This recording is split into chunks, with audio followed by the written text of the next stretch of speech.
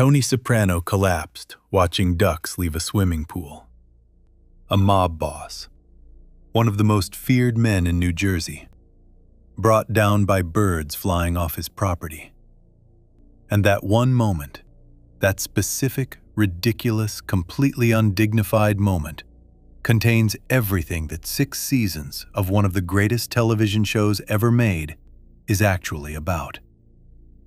Most people think The Sopranos is a crime drama, a show about the mob, about violence, about power. Those people are watching the surface. Underneath, The Sopranos is the most precise and unflinching portrait of psychological damage ever put on television. And Tony Soprano is not the story of a bad man who goes to therapy. He is the story of what happens when a person understands exactly what is wrong with them and still cannot change. We are going through 10 psychological cases across all 6 seasons. Every diagnosis, every dream, every breakdown. Every moment the show pulls back the curtain on how a human being actually breaks. Welcome to Between the Episodes. Section 1. The Man Who Fell Apart. Feeding ducks. The show opens with Tony Soprano already broken. Not physically broken, not professionally broken. Something quieter and more confusing than either of those things. He is sitting in a waiting room outside a psychiatrist's office, and he looks completely out of place. The furniture doesn't fit him. The art on the walls means nothing to him. He is a mob boss. He runs one of the most powerful criminal organizations in New Jersey. He has men who will do absolutely anything he tells them to do. He has money, a big house with a pool, a wife and 2 children, and a level of street authority that most people in his world spend their whole lives chasing. And he is in a therapist's waiting room because he fainted. Not from a fight, not from a gunshot. He fainted from watching ducks. A family of ducks had taken up residence in his backyard pool. He had been feeding them every morning, reading books about them, talking about them at the dinner table, long past the point where his family wanted to hear about it. He was genuinely, obviously delighted by them, in a way he was barely delighted by anything else. Then one day, the ducks figured out how to fly, and together, all of them, they lifted up out of the water and disappeared into the sky. And Tony Soprano, the mob boss, the head of a criminal empire, the man people crossed the street to avoid, collapsed. That is where The Sopranos begins. And that one moment, a man going down while watching birds leave a swimming pool, contains nearly everything the next 6 seasons will spend their time unpacking. When Tony finally sits across from Dr. Jennifer Melfi and tries to explain what happened, he cannot quite say it directly. He circles around the edges of it. He talks about the ducks themselves.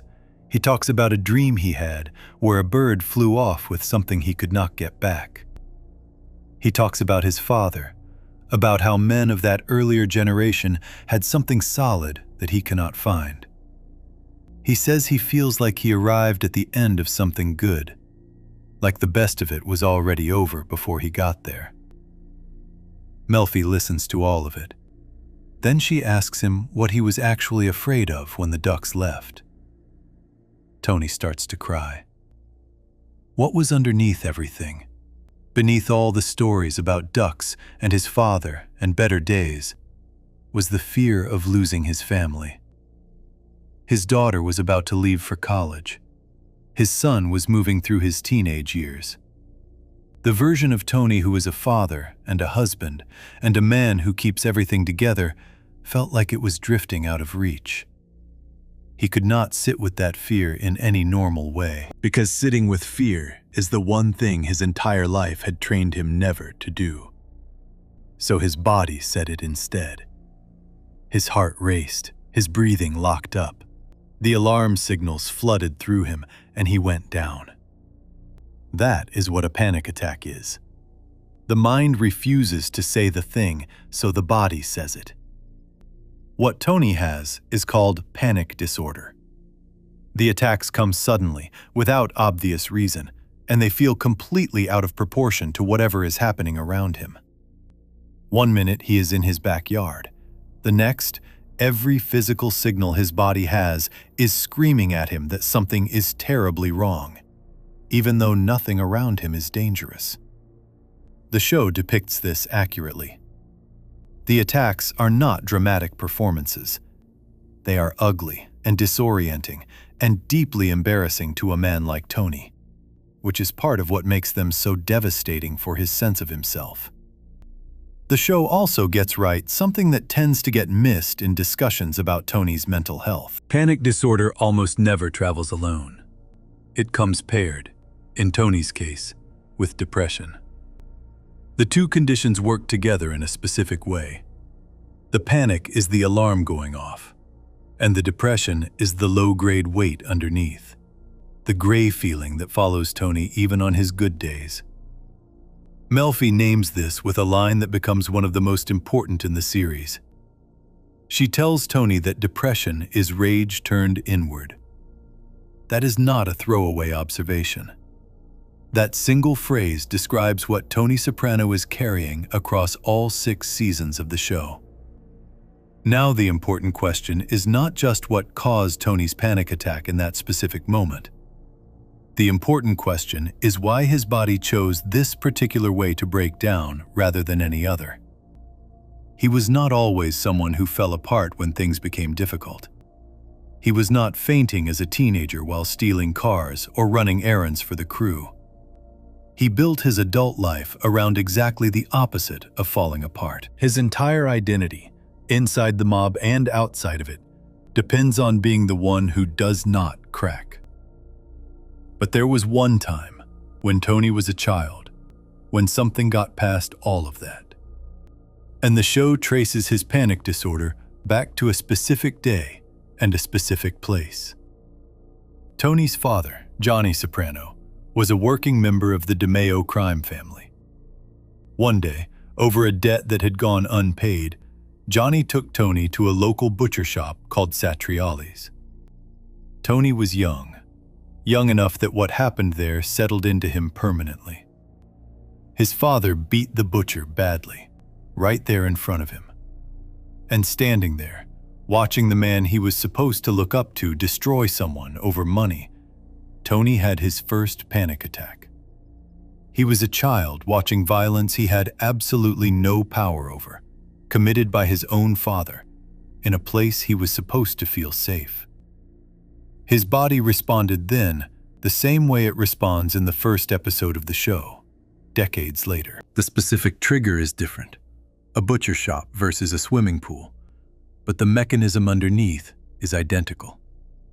Tony is facing something he cannot control, something that threatens the stability he needs to feel okay. And his body fires off every alarm it has. The pork products at Satrial's trigger his panic attacks throughout the entire series. This is not a coincidence or a strange quirk. The smell and the sight of that place carries what happened there. And what happened there told a young Tony something he never fully recovered from. That the things he loved could be destroyed without warning, by people he trusted, for reasons that had nothing to do with him. The ducks are the same lesson. A family, safe, together, in a space Tony controls and cares for, and then suddenly gone. His body remembers every other time safety has vanished like that, even when his mind is not consciously thinking about any of it. There is a cultural layer underneath all of this that the show understands clearly. Tony is an Italian-American man of a specific generation and a very specific world. In that world, therapy is not something men do. Going to a psychiatrist, sitting in that chair, admitting that something is wrong inside you, that is considered weakness. The people around him see it as embarrassing at best and dangerous at worst.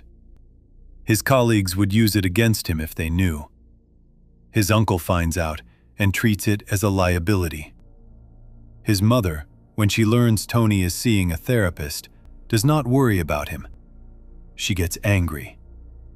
The idea that Tony is in a room somewhere talking about his life, possibly talking about her, sends her into a fury that the show returns to again and again. This is the trap Tony lives inside. He is carrying an enormous amount of psychological pain that his culture gives him no acceptable way to set down. He cannot be uncertain. He cannot need help. He cannot say that something inside him is broken. So the pain does not go away. It does not find a voice. Instead, it comes out through his body. Panic attacks while feeding ducks, collapses in parking lots, depressive stretches that drag on for weeks. He gets everything his world told him to want, and he cannot breathe inside any of it. The first episode of The Sopranos establishes something that the rest of the series never contradicts. Tony Soprano is not complicated in a glamorous or exciting way. He is complicated in the way that people who grew up in pain are complicated, carrying weight they cannot name, running from fears they cannot face, building a version of themselves out of pure force of will, and then watching that version slowly crack under the pressure of everything they refuse to deal with. The panic attacks are the entry point into all of that. They are what brings Tony to Melfi's office. They are what gives the audience a window into a man who, in a straight crime drama, would just be a boss ordering people around. But they are not the full story. They are a symptom. The question the show is actually asking is what is underneath them, and why Tony keeps almost figuring it out and then pulling back before the realization lands. What the pilot episode shows, with more precision than most people give it credit for, is this. Tony Soprano knows that something in him is wrong. He does not know how to name it. Every tool he has built his life around, money, power, fear, violence, dominance, is useless against this particular problem, because the problem is inside him, and none of those tools reach that far. The panic attacks brought him to the chair. But the story of what built him into the kind of man who panics at the sight of flying ducks does not start with Tony. The woman who raised him shaped nearly everything about who he became. And the way she did it, quietly and without ever raising a hand, left marks in Tony that no amount of money or power or therapy ever fully erased. That is where the real story of Tony Soprano begins. Before we move on, if you're enjoying this analysis, please consider subscribing. It helps the channel tremendously. The panic attacks brought Tony to the chair, but the story of what built him into the kind of man who panics at the sight of flying ducks does not start with Tony. The woman who raised him shaped nearly everything about who he became, and the way she did it, quietly and without ever raising a hand, left marks in Tony that no amount of money or power or therapy ever fully erased. That is where the real story of Tony Soprano begins. Section 2. The Woman Who Built the Damage. There is a version of Tony Soprano that never becomes a mob boss. There is a version where the panic attacks never start, where the depression never digs in, where a man who is clearly intelligent and capable, and occasionally even tender, finds some other way to move through the world. That version of Tony does not exist, and the main reason it does not exist is a small, elderly woman who shuffles around a retirement home in New Jersey, complaining about everything and meaning none of it. Livia Soprano is the most important character in the entire series. Not the most entertaining, not the most violent, the most important. Because every broken thing about Tony, every panic attack, every destructive relationship, every moment where he gets close to genuine change and then pulls back from it, runs through her. She is not a side character in his psychology. She is the architecture of it. The show introduces her slowly.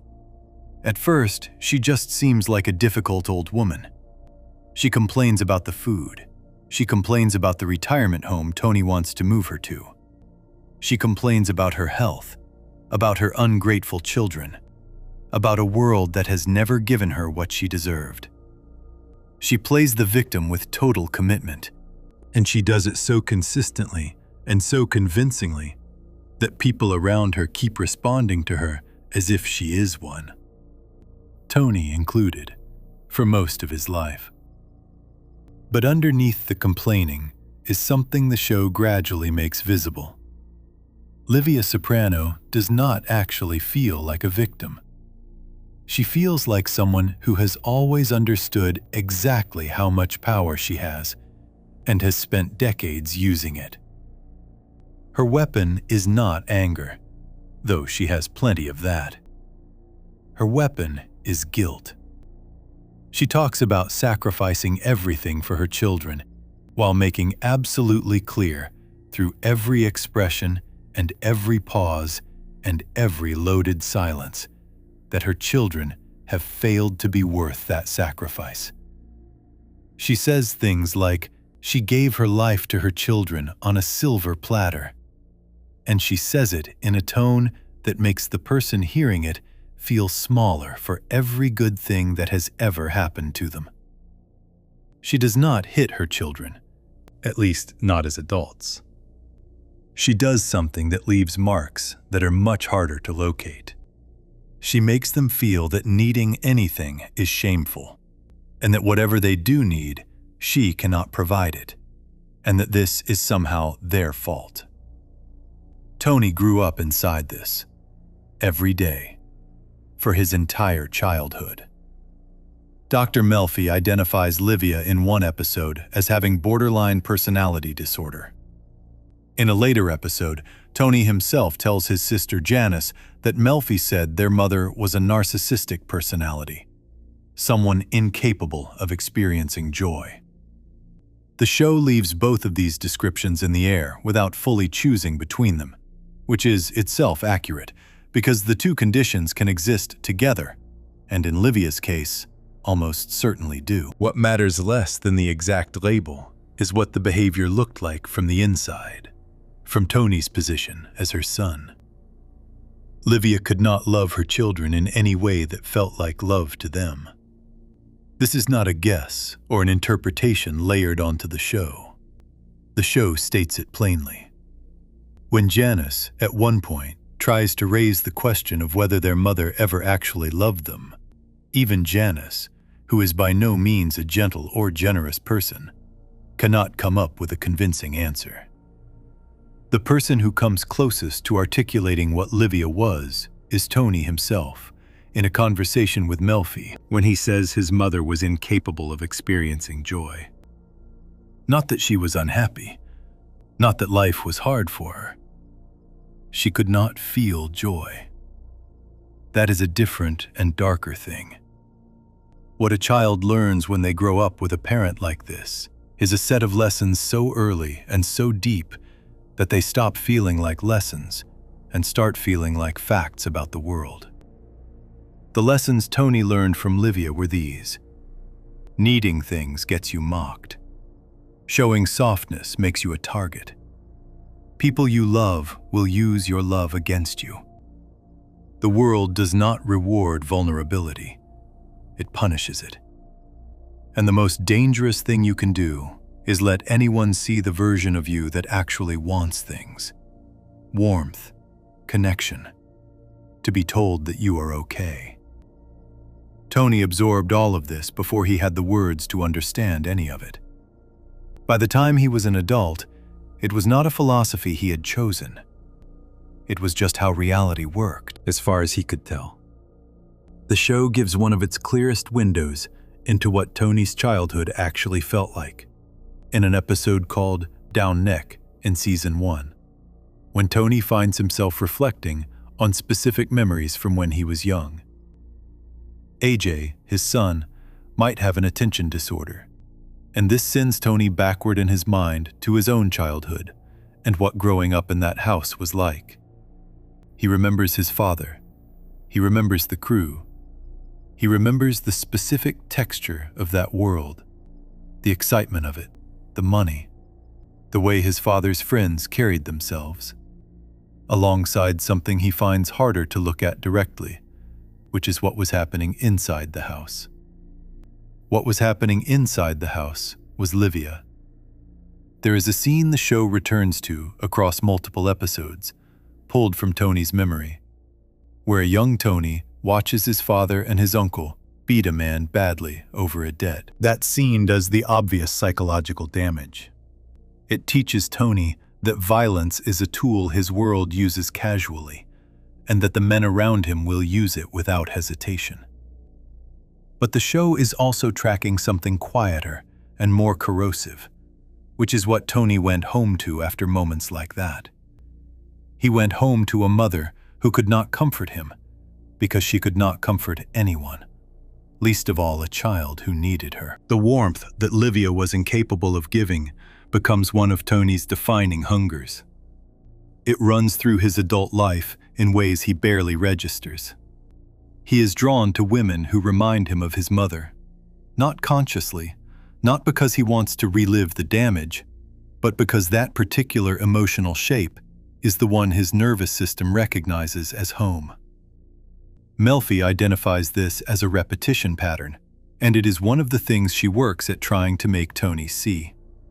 He keeps choosing relationships that recreate the original wound.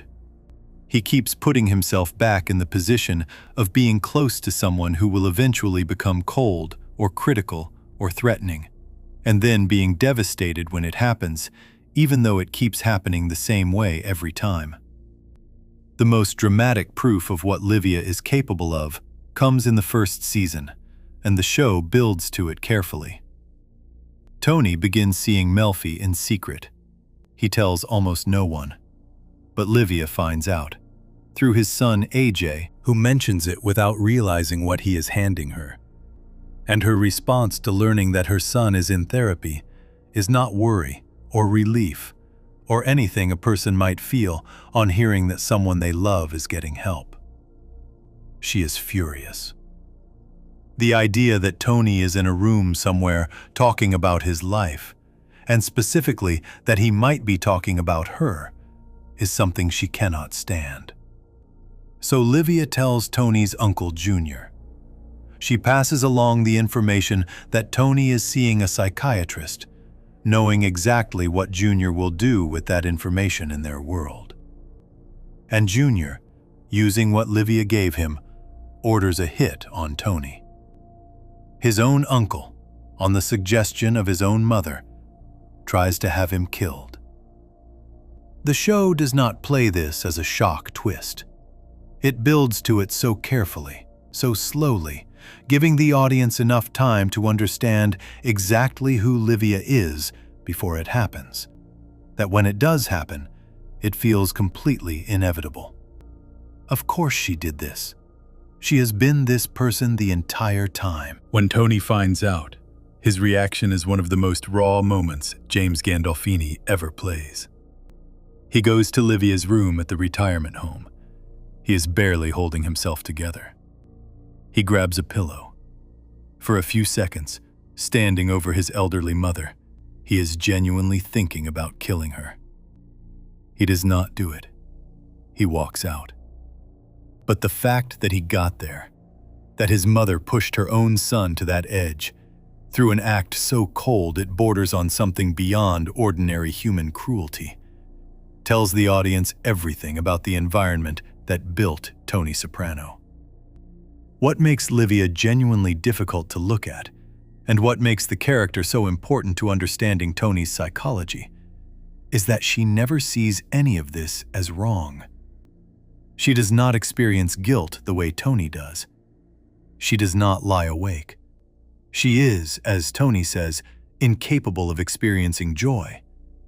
But she is equally incapable of experiencing remorse. Her children's pain does not register as something she caused. It registers as further evidence that the world has been unfair to her. Tony came out of this woman. He spent the first 18 or more years of his life being shaped by her daily. In a household where the emotional temperature was always set by what Livia needed, what Livia was feeling, what Livia might say if the wrong thing happened. The child who grew up there learned to be hyper-aware of other people's moods, to read danger in small signals, to suppress his own needs because expressing them was never safe. Those are not skills that fade when the person who taught them is no longer in the room. They become the operating system. Every version of Tony Soprano, the panic attacks, the depression, the rage, the desperate need for loyalty, the terror of being abandoned, the violence that comes so fast and so hard, runs back through that house and that woman. Dr. Melfi can name it. Tony can almost see it. But knowing where the damage came from does not automatically close the wound. It just gives the wound a history. And what the show is quietly building toward, in the sessions and the episodes that follow, is a question that may be the most important one it ever asks. Can a person who was shaped this completely by someone else ever actually change? Can Tony become someone other than what Livia made him? Before any of that can be answered, though, there is the question of what Tony was actually diagnosed with.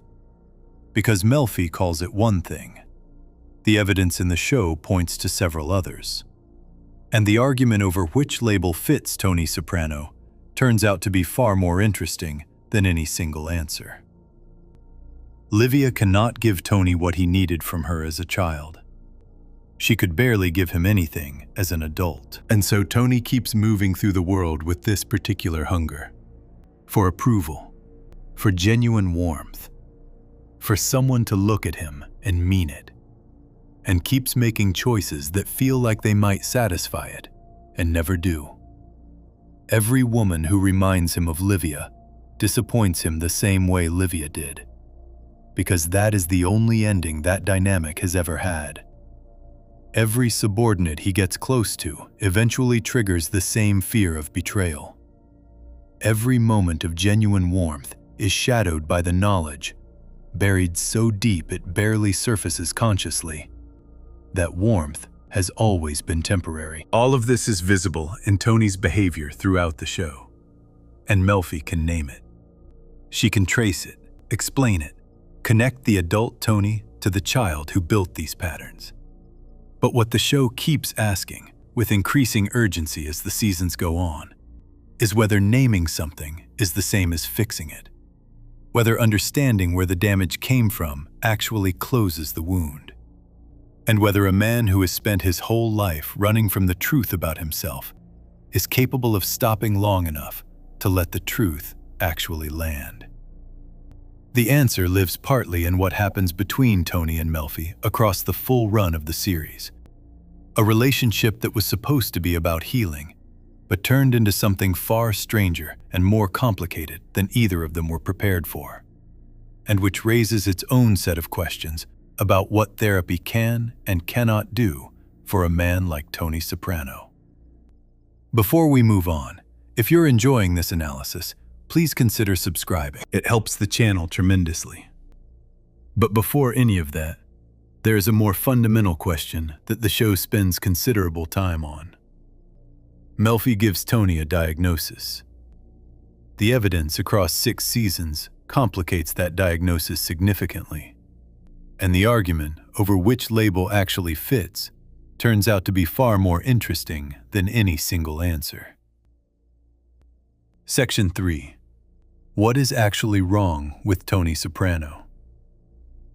Dr. Melfi gives Tony a diagnosis fairly early in the series. She suggests he has antisocial personality disorder. This is the clinical term for what most people would call a sociopath. Someone who consistently breaks rules, harms other people, and feels no real guilt about any of it. On the surface, the diagnosis makes sense. Tony is a criminal. He has been one since he was a teenager. He orders violence the way other men order lunch. He lies constantly, manipulates everyone around him, and has built his entire adult life on a structure that requires him to hurt people on a fairly regular basis. So Melfi looks at the pattern, looks at the history, and lands on antisocial personality disorder. And she is not wrong to consider it. The criteria for the condition line up with Tony's biography in several places. There has to be a pattern of rule-breaking that starts in adolescence, and Tony has that. The show reveals, across multiple episodes and flashbacks, that teenage Tony stole cars, sold stolen goods, skipped school routinely, broke into his father's car, and was generally someone who treated rules as things that applied to other people.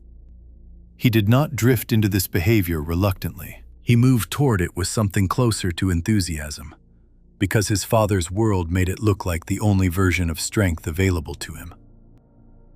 The adult criteria line up too. Repeated criminal behavior, consistent dishonesty, reckless disregard for the safety of other people, lack of remorse after causing harm. Tony scores on essentially all of it. The diagnosis is not a stretch, but something about it does not quite capture what is happening with Tony across the 6 seasons of the show. And the reason is this. A true sociopath does not have panic attacks over ducks. A true sociopath does not spend years in therapy genuinely trying to understand himself, even if he keeps pulling back before the understanding fully lands. A true sociopath does not lie awake at night haunted by the people he has hurt, does not feel the weight of guilt pressing down through his dreams, does not fall apart at the thought of his family leaving him. Tony does all of these things, consistently, across the entire series. The case that several psychologists and academics have made, looking at Tony as a character with real clinical depth, is that borderline personality disorder fits the evidence more completely than antisocial personality disorder does. This is not a simple diagnosis to explain, so the clearest way to approach it is through what the condition actually looks like in a person's daily life. Someone with borderline personality disorder has emotions that are extremely intense and extremely unstable. Their feelings about the people closest to them swing between total devotion and sudden, violent hatred, sometimes within the same conversation. They have a powerful, consuming terror of being abandoned. They often have a deeply unstable sense of who they are. One day they feel capable and important. The next, they feel worthless and lost. And neither feeling necessarily connects to anything that has actually happened around them. They can be impulsive in ways that damage their own lives. And when they are under enough stress, they can experience episodes of paranoia or a kind of disconnection from themselves, a feeling of watching their own life from somewhere slightly outside their body. Tony Soprano, mapped against those markers, is a much closer match than the sociopath label allows for. His emotions are genuinely intense and mercurial. He does not perform rage. He floods with it, suddenly and completely, in ways that clearly frighten even him afterward.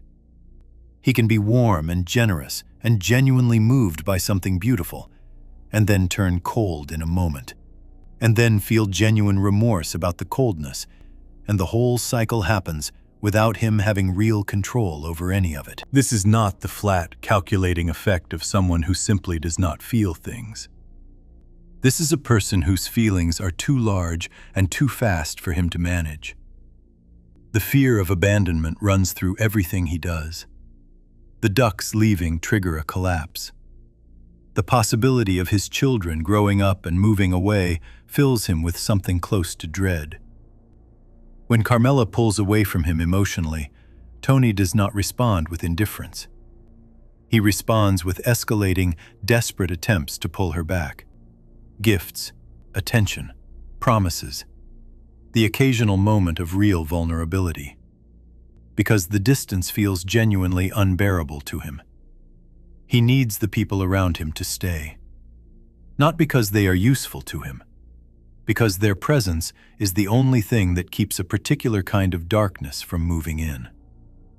The idealization and then sudden harsh judgment of the people he loves is another marker the show tracks carefully. Tony will place someone, a friend, a girlfriend, a subordinate he is fond of, on something very close to a pedestal. He will talk about them with real warmth, defend them, protect them. And then when that person does something that feels like a betrayal, even a small one, the fall is total. The person goes from being someone Tony genuinely cares about to being someone he speaks about with contempt or outright rage. And the switch can happen with startling speed. This pattern repeats throughout the series, with multiple characters, and Tony himself does not seem to fully understand why he cannot find a middle ground between those two extremes. His sense of who he is also shifts in ways that a straightforward crime boss probably would not experience. Tony knows he is a mob boss. That part is stable. But the deeper question of what kind of man he is, whether he is fundamentally good or fundamentally rotten, whether the things he has done define him completely or whether there is something underneath them worth salvaging, that question genuinely tortures him. He circles it in session after session with Melfi. He cannot settle it. Some days he talks about himself as a man who has made the best of a bad situation and deserves some peace. Other days he sits in the chair and looks like someone who has seen clearly, for just a moment, exactly what he has done with his life and cannot stand the view. The impulsivity is everywhere. His violence is impulsive. His affairs are impulsive. His business decisions, when he is emotionally activated, are often impulsive in ways that create serious problems for him and the people around him. A more purely antisocial person would be calculating in these moments. Tony is not calculating. He is reactive. He feels something and then he acts. And then sometimes, afterward, he has to figure out how to deal with what he just did. Now, none of this means the antisocial personality disorder diagnosis is simply wrong. Tony has real antisocial traits. He is capable of genuine cruelty. He can decide to harm someone and carry that decision out without visible distress. Those qualities are real, and they are part of who he is. The more accurate picture is that he sits somewhere between the two diagnoses. A person whose upbringing and environment pulled him in one direction clinically, while the psychological damage underneath pulled him in another. The academic analysis of Tony, published in 2024 in the Medical Research Archives, took the position that Tony shows both antisocial and borderline features together, alongside chronic depression, severe anxiety, narcissistic tendencies, and unresolved childhood trauma. That combination is not a contradiction. Those conditions live together in real people, constantly. What the show understood, and what makes Tony so unusually compelling as a character, is that he was written with enough specificity that the clinical picture is genuinely complex rather than convenient. There is also the question of what the show was actually trying to say with this ambiguity. Melfi makes a diagnosis. The show then proceeds to spend 6 seasons complicating that diagnosis, showing a man who is clearly more than any single label covers. This is not lazy writing or inconsistency. The creators and the psychiatric consultants who worked with them understood that real psychological damage does not arrange itself neatly into one box. Tony is not a textbook case of anything.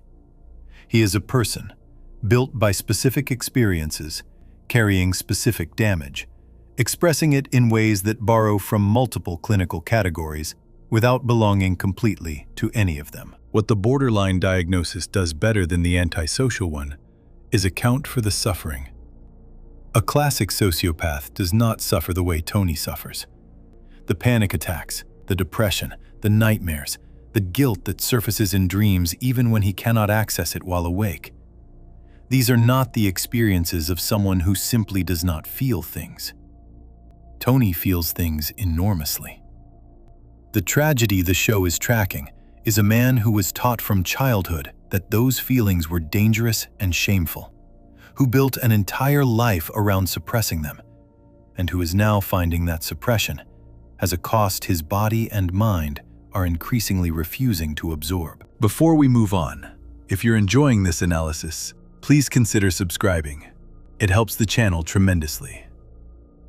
The label matters less than the pattern, and the pattern running through Tony's behavior, the emotional intensity, the terror of abandonment, the swinging between idealization and contempt, the unstable sense of self, the impulsivity, the depression hiding underneath the rage, is the pattern of someone who was damaged early and deeply by someone who was supposed to protect him. Which brings everything back to Livia and to the specific argument the show makes about what she did to him. An argument rooted not just in Tony's behavior, but in the particular shape of his desires and the women he keeps choosing over and over in ways that keep recreating the exact wound he is supposedly trying to heal. Section 4. The mother he keeps choosing. Sigmund Freud had a theory about boys and their mothers. The basic version of the theory is this: every boy, at some point in early childhood, goes through a period where his attachment to his mother becomes the most powerful emotional force in his life. She is everything: the source of comfort, warmth, food, safety. The first person who made him feel like the world was not a dangerous place. And then, gradually, the world introduces him to the idea that he cannot stay there. He has to separate. He has to become his own person, move away from that total dependency, and build a self that does not need her at the center of it. When that process goes the way it is supposed to go, the boy grows up with a healthy sense of himself, a capacity for real relationships with other people, and the ability to love someone without needing them to fill the hole that his mother was supposed to fill when he was 4 years old. When it does not go the way it is supposed to go, when the mother is cruel or cold or so consuming that the child never gets to safely separate, the damage follows the person into adulthood. They keep looking for the resolution that never happened. They keep placing people into the role that was never properly filled. And they keep getting hurt in the same specific way over and over, because the people they are choosing cannot give them what they are actually looking for, which is something that can only exist between a child and a parent in early childhood, and which time has already made permanently unavailable. Tony Soprano is a case study in what this looks like when it runs through an entire adult life. The evidence in the show is not subtle once the pattern becomes visible. Start with the women Tony gets involved with outside his marriage. Gloria Trillo, the car saleswoman he begins an affair with in Season 3, is the clearest example the show offers.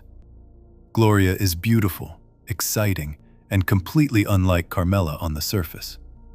But underneath, she is extraordinarily similar to Livia. She is emotionally volatile. She swings between intense warmth and sudden, cold cruelty. She uses guilt as a weapon.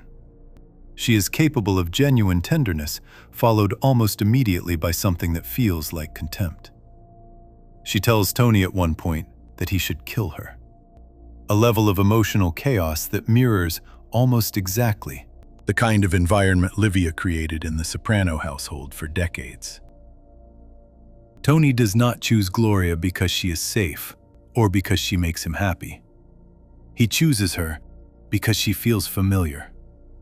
The emotional temperature she generates in him, the anxiety, the desperate need to get back into her good graces, the cycle of warmth and then punishment, is one he has been living inside since childhood.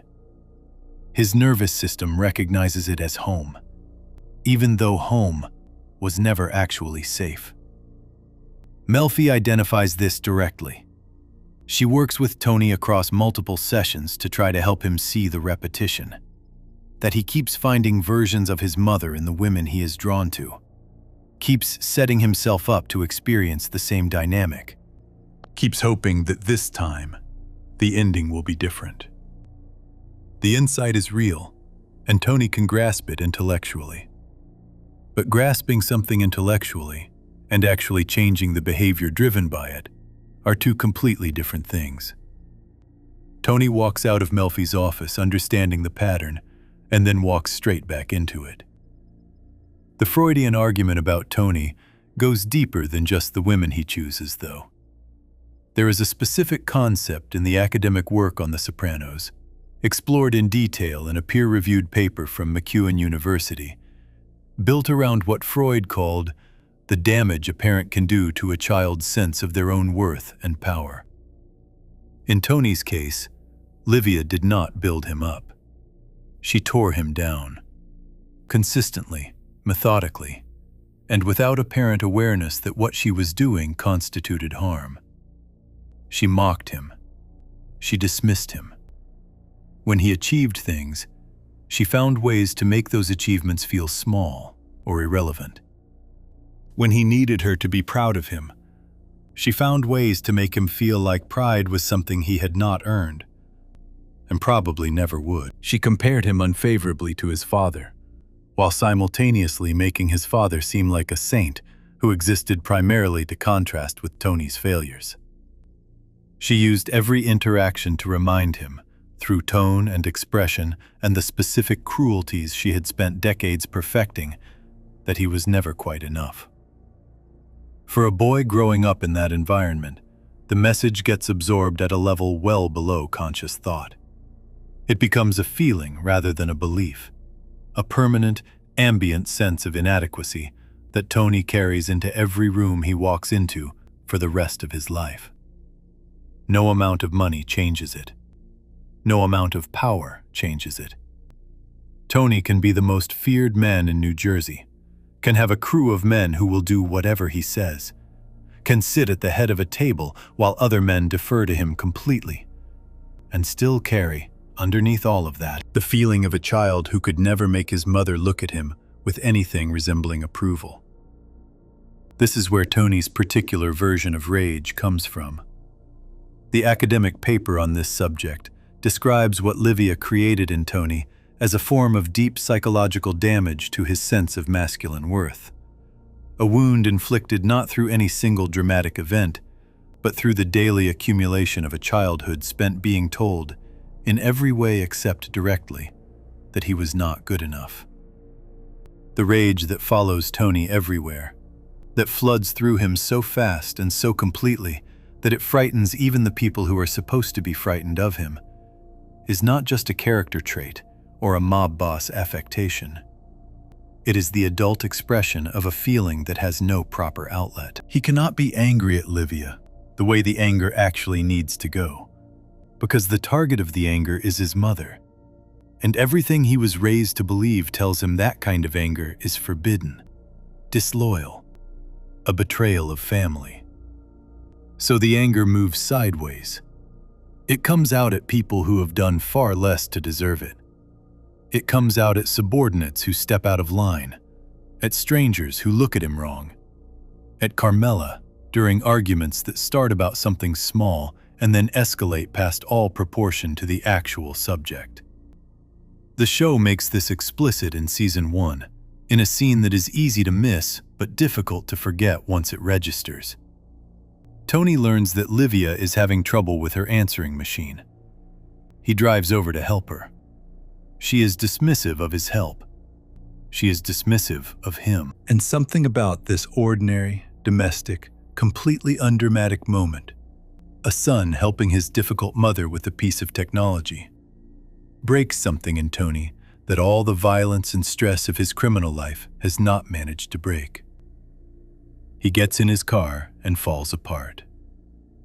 The thing that took him down was not a rival mob boss or a federal investigation.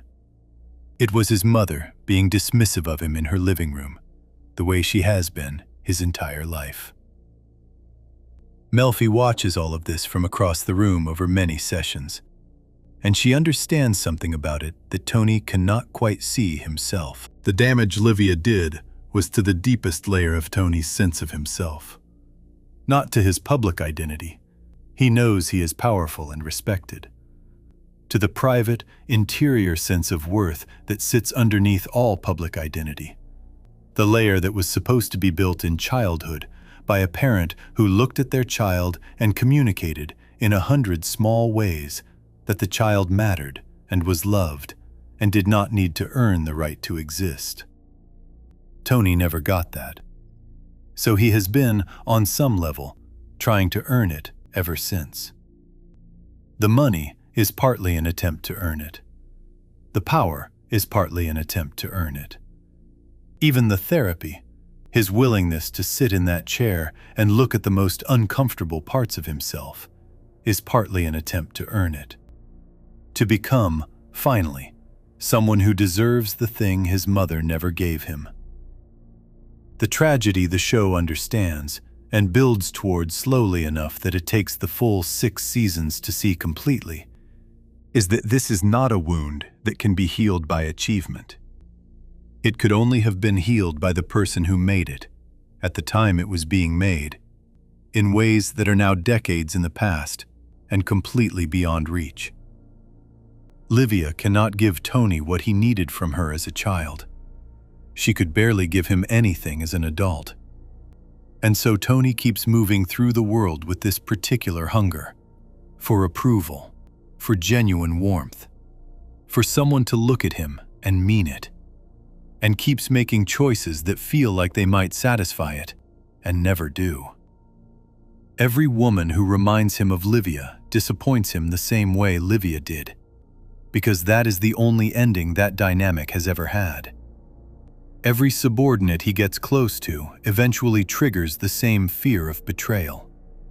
Every moment of genuine warmth is shadowed by the knowledge, buried so deep it barely surfaces consciously, that warmth has always been temporary. All of this is visible in Tony's behavior throughout the show. And Melfi can name it.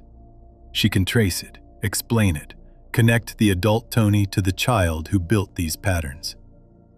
But what the show keeps asking, with increasing urgency as the seasons go on, is whether naming something is the same as fixing it, and whether a man who has spent his whole life running from the truth about himself is capable of stopping long enough to let the truth actually land. The answer lives partly in what happens between Tony and Melfi across the full run of the series, a relationship that was supposed to be about healing, but turned into something far stranger and more complicated than either of them were prepared for, and which raises its own set of questions about what therapy can and cannot do for a man like Tony Soprano. Before we move on, if you're enjoying this analysis, please consider subscribing. It helps the channel tremendously. Understanding where the damage came from does not close the wound.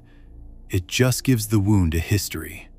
And the place where Tony goes to try to do something with that history, Melfi's office, week after week, year after year, turns out to be far stranger and more complicated than a simple story about a man getting help. Section 5. The Therapist and the Mob Boss. The relationship between Tony Soprano and Dr. Jennifer Melfi should not have lasted past the first session. By every professional standard that governs how therapy is supposed to work, Melfi had more than enough reason to end it almost immediately. Her patient was a known criminal. He had not hidden this from her. He told her early on, with a kind of casual pride, what he did for a living. She knew, from that first conversation, that the man sitting across from her was responsible for violence and probably for deaths. She knew that treating him meant sitting weekly with someone who caused serious harm to other people. That her office was becoming a space where a mob boss came to feel better about himself, and then walked out and kept being a mob boss. And yet, she kept seeing him. For years. Through breaks and ruptures, and moments where he threatened her, and moments where he charmed her, and moments where she came dangerously close to feelings that had no place in a professional relationship. The question of why she kept seeing him is one of the most important questions the show asks. And the answer is more complicated than simple professional failure. Melfi is a good psychiatrist in many respects. She is thoughtful. She listens carefully. She makes connections that are clinically sound. She has her own therapist, Dr. Elliot Kupferberg, and she uses those sessions to process the weight of what she carries from her work. She is not negligent in any obvious way. She is, by most measures, someone who takes her work seriously and cares about doing it correctly. But Tony does something to Melfi that she cannot fully control and cannot fully admit. He gets under her defenses. Not because he is manipulative in the calculated sense, though he is capable of that, but because of something more unsettling, which is that he is genuinely compelling to be around. He is intelligent. He has a kind of raw emotional honesty that surfaces in sessions despite all his resistance. And when it surfaces, it is startling and real. He is physically imposing, but also, in the chair, occasionally vulnerable in ways that catch Melfi off guard. The show tracks her feelings about Tony carefully across the seasons.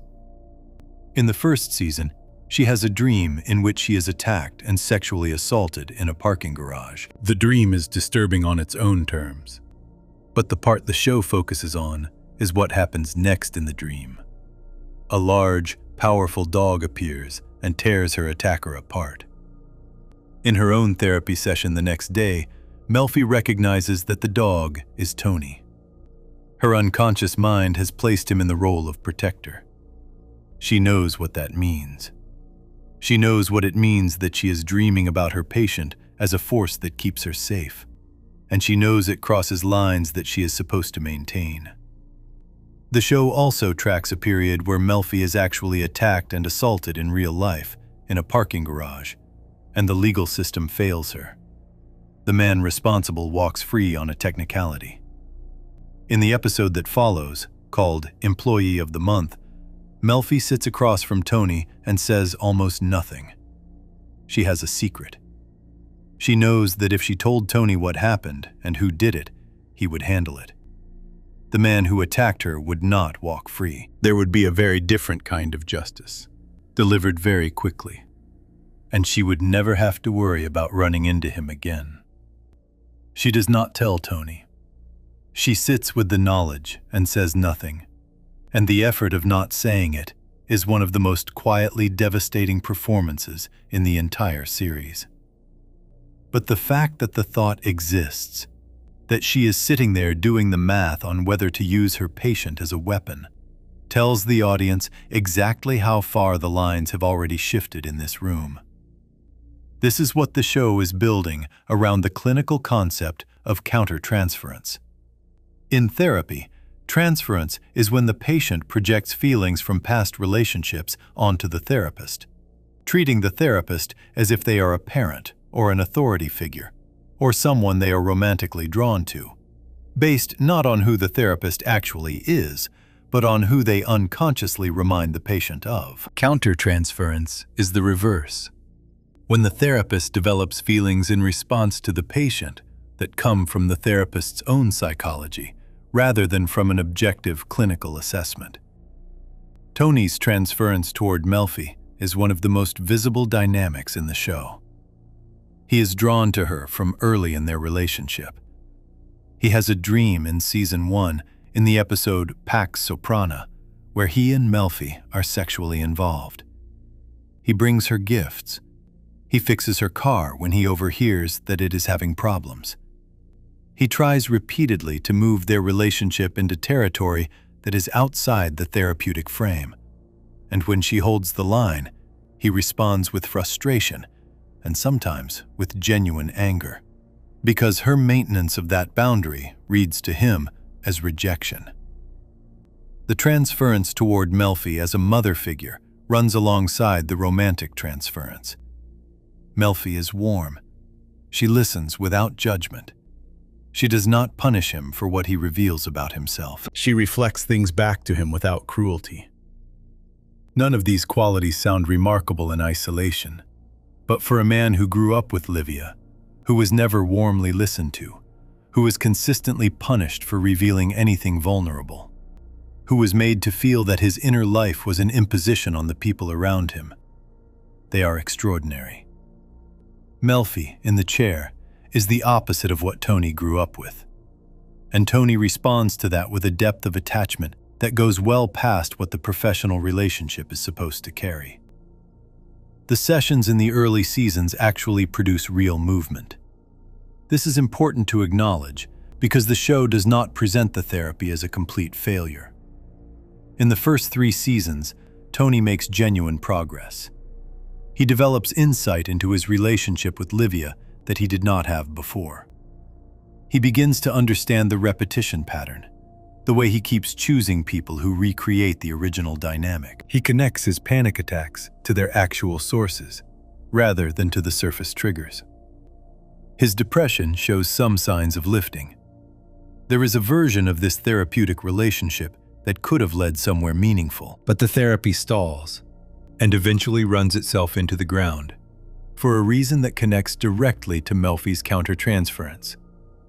She cannot fully confront Tony about the things that would actually create change because she is too entangled with him to hold the necessary distance. She can name patterns, she can offer interpretations, but she pulls back from the harder confrontations, the ones where she would have to look at Tony and say, clearly and without softening it, that his insight is not creating any actual change in his behavior, that he is using therapy the same way he uses most things in his life, as a tool for his own comfort rather than as a genuine mechanism for transformation. Real therapists who have analyzed the Melfi-Tony dynamic have noted this failure directly. The function of the sessions shifts over time. Melfi becomes less a clinician helping a patient change and more a pressure valve, a place Tony comes to decompress, to be heard, to temporarily release enough of the tension that he can go back out and keep doing exactly what he has always done. The therapy makes Tony more comfortable. There is a strong argument to be made that it makes him more effective, because a Tony who is slightly less likely to have a panic attack at the wrong moment is a Tony who runs his organization with slightly more stability. Whether this constitutes success or failure for the therapy depends entirely on what the therapy was for. If it was for Tony's comfort, it works. If it was for genuine change in the pattern of harm Tony causes, to himself and to everyone around him, it does not work at all. Melfi's own therapist, Kupferberg, pushes her on this repeatedly. He is skeptical of Tony from early on, and his skepticism is clinical rather than moral. He makes the argument, which has real weight in the research on treating people with antisocial traits, that therapy with certain kinds of patients does not create insight that leads to change. Instead, it gives those patients better access to the language of vulnerability and remorse, which they then use to be more effective at manipulating the people around them. Kupferberg believes Tony is learning the vocabulary of emotional honesty without absorbing any of the actual honesty. He believes Melfi is being played, with genuine skill, by someone who has spent a lifetime being very good at reading what people need to see from him.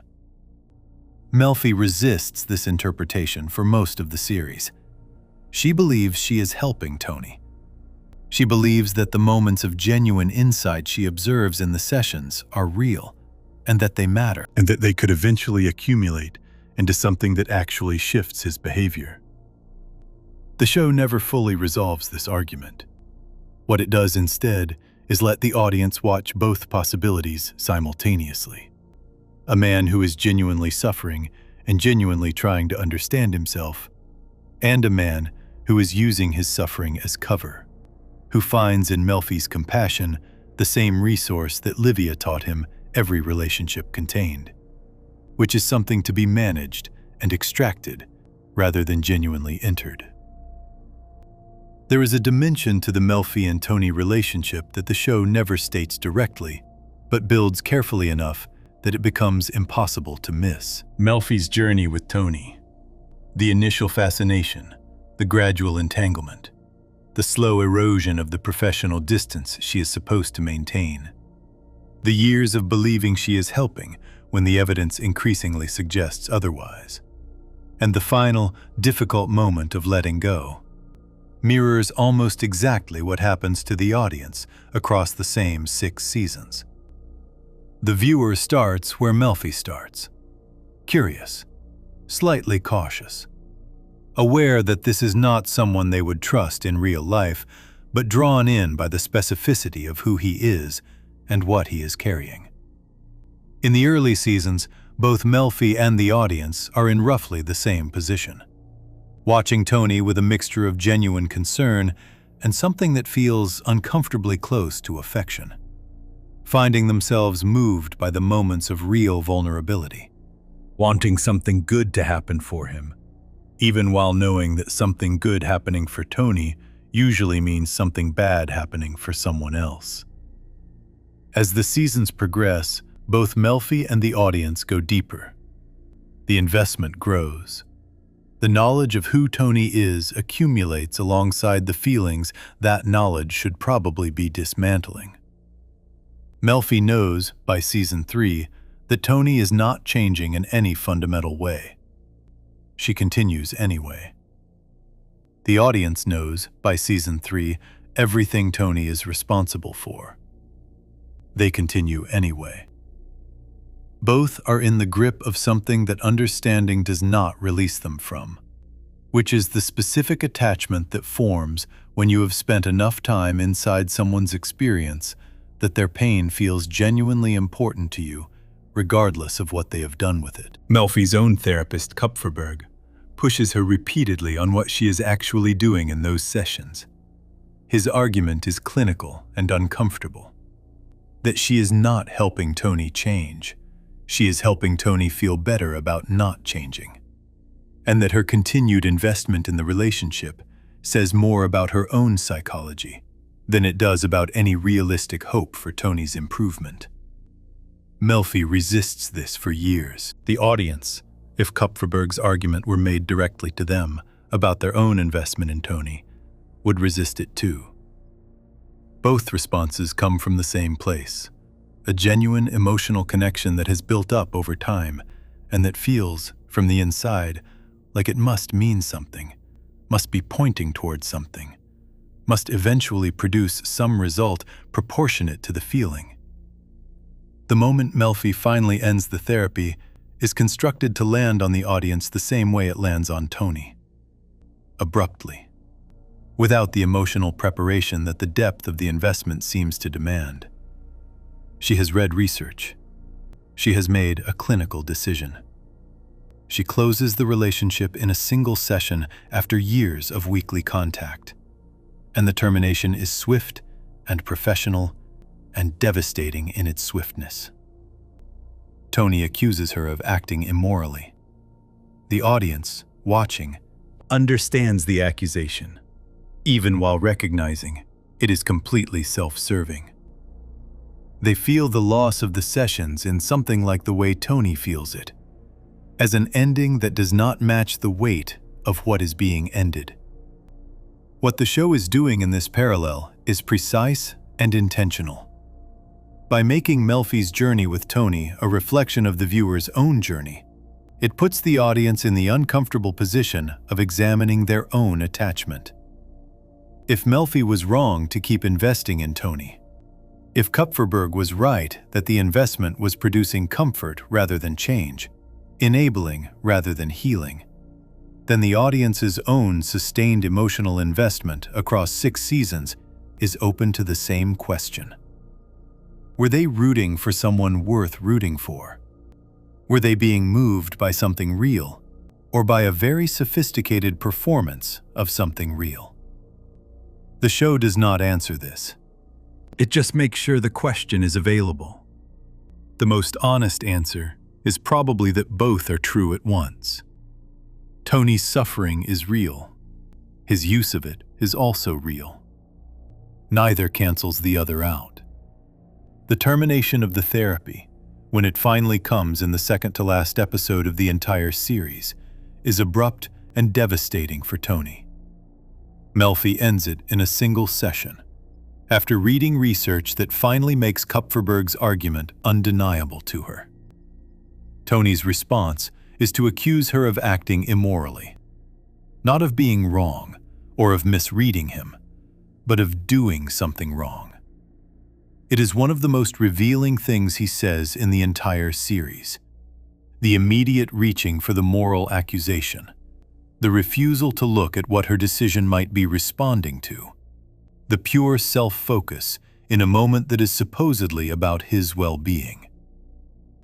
Before we move on, if you're enjoying this analysis, please consider subscribing. It helps the channel tremendously. The therapy that was supposed to change Tony became, over 6 seasons, a mirror showing exactly how resistant to change he was. But what his sleeping mind was doing with all the material those sessions stirred up is a different story entirely. One the show tells through a set of dream sequences that function as a second layer of truth that Tony never chose and could never edit. Section 6. What Tony dreams about. The therapy sessions are where Tony chooses what to say. The dreams are where he has no choice at all.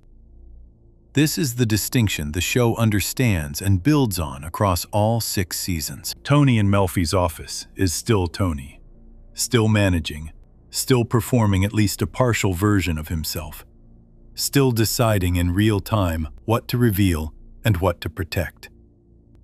Even in his most open moments in that chair, there is a layer of control operating. He is a man who has survived in a world that punishes vulnerability, and that survival instinct does not switch off just because he is sitting across from a psychiatrist. But when Tony sleeps, none of that applies. The part of him that manages and controls and decides what version of himself to present goes quiet, and something else takes over. And what that something else produces across the run of the show is a series of dreams that function as a completely different kind of truth-telling. One that Tony cannot edit, cannot soften, and cannot walk back when it makes him uncomfortable. David Chase and the writers understood this clearly and used it deliberately. The dream sequences in The Sopranos are not stylistic experiments or breaks from the main story. They are the main story, running underneath the surface of everything else, carrying material that Tony's waking mind refuses to hold. The first major dream sequence comes in Season 1, in an episode called Isabella. Tony at this point is in a serious depressive episode.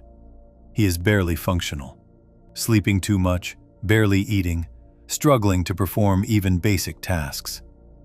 And in this low state, he begins to experience something that sits between a dream and a hallucination. A beautiful Italian woman named Isabella, seemingly staying at the house next door. Isabella is warm. She is gentle. She is nurturing in a way that feels almost overwhelming in its softness. She tends to a baby. She speaks Italian. She radiates a kind of calm maternal safety that Tony finds himself drawn to completely. He talks to her. He thinks about her. She becomes, for a few days, the center of his emotional life. Isabella does not exist. The neighbor's house is empty. Tony's medicated, depressive mind has constructed her from nothing, placed her next door, and allowed him to have, for a brief period, the experience of being near a warm and caring maternal figure who wants nothing from him except his company. The contrast with Livia is so complete it barely needs stating. Where Livia is cold, Isabella is warm. Where Livia demands and guilts and punishes, Isabella simply exists as a source of comfort. Where Livia makes Tony feel inadequate, Isabella makes him feel seen. Tony's mind, at its lowest point, built him the mother he never had, and put her where he could see her from his window. Later in the same episode, Tony survives an assassination attempt organized by his Uncle Junior, at Livia's suggestion. His unconscious mind had already been trying to tell him something through Isabella. The warmth he was imagining in that empty house was the inverse of the danger that was building in his real life, coming from the direction of the one person he was still, against all evidence, trying to believe was safe. The second major use of dream sequences as truth-telling comes in the Season 2 finale, an episode called Funhouse. This is arguably the most important dream sequence in the entire series from a psychological standpoint. Tony has been carrying knowledge that he cannot consciously accept. His closest friend, Sal Bonpensiero, known as Big Pussy, has been working as an informant for the FBI. The evidence has been building for a long time. Tony has pushed it away, rationalized it, refused to let himself land on the conclusion that the facts are pointing toward. In Funhouse, Tony has a series of increasingly vivid and strange dreams in which Big Pussy appears. The dreams shift and move through bizarre territory, carnival settings, fish speaking with Pussy's voice, images that fold over themselves in the specific way that dreams do when the mind is working on something it finds unbearable. But underneath all the strangeness, the dreams are doing a very specific thing. They are making Tony confront, in the space where he has no defenses, what he already knows but will not say while awake. The fish that speaks with Pussy's voice tells Tony directly that he is a rat. Tony's sleeping mind is delivering the verdict that his waking mind has been refusing to reach. By the time Tony wakes from these dreams, the knowledge is no longer deniable. He knows. The dreams forced him to know. And in the episode that follows, he acts on it. This is one of the most psychologically precise things the show does across its entire run. The unconscious mind processes what the conscious mind protects itself from. Tony cannot face Pussy's betrayal while awake. The love and the history and the grief of it are too large. But sleeping, the processing happens anyway. And it surfaces in images strange enough to be bearable, carrying information Tony needs, even though receiving it will destroy something he valued. Season 5 contains what is probably the most technically ambitious dream sequence the show ever attempted, in an episode called The Test Dream. Tony falls asleep in a hotel and enters a dream that runs for roughly 20 minutes of screen time. It pulls in characters from across the entire series, dead and living, friends and enemies, family members and strangers. It shifts location and logic in the way that extended dreams do, following an internal coherence that makes no linear sense but feels emotionally precise. The dream culminates in a confrontation with Coach Molinaro, Tony's old high school football coach, who appears as a powerful authority figure running through multiple sections of the dream. In the final confrontation, Molinaro rebukes Tony. The rebuke is not about any specific crime or any specific failure. It is about the path Tony chose, that instead of discipline and honor and building something real, he went the other way.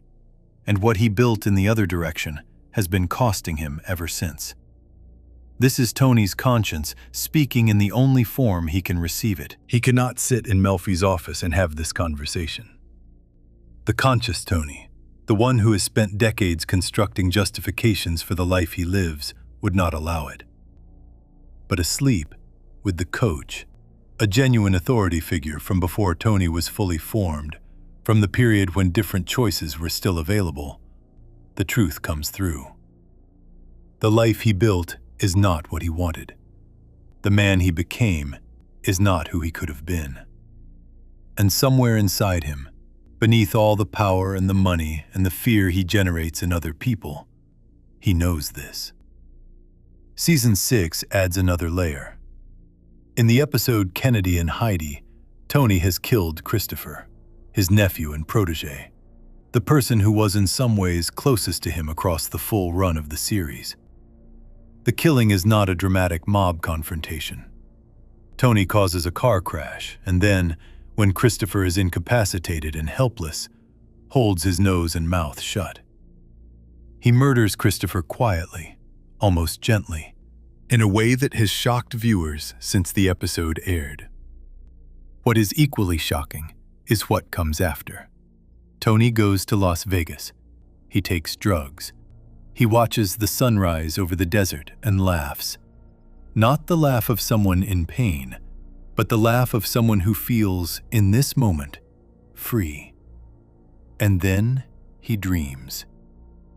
In the dream, he is back in Melfi's office, and he tells her he is glad Christopher is dead. He is relieved. He names other killings: Big Pussy, his cousin Tony Blundetto. And in the dream, he carries no weight about any of them. The remorse that surfaces in other dreams, the guilt that shows up in distorted symbolic form, is completely absent here. The dream is doing something different from the earlier sequences. The earlier dreams brought material up from underneath, knowledge or grief or guilt that Tony's waking mind was suppressing. This dream is revealing an absence. There is nothing underneath regarding Christopher. No suppressed grief waiting to surface. Tony's most honest emotional response to killing his nephew and former protege is relief.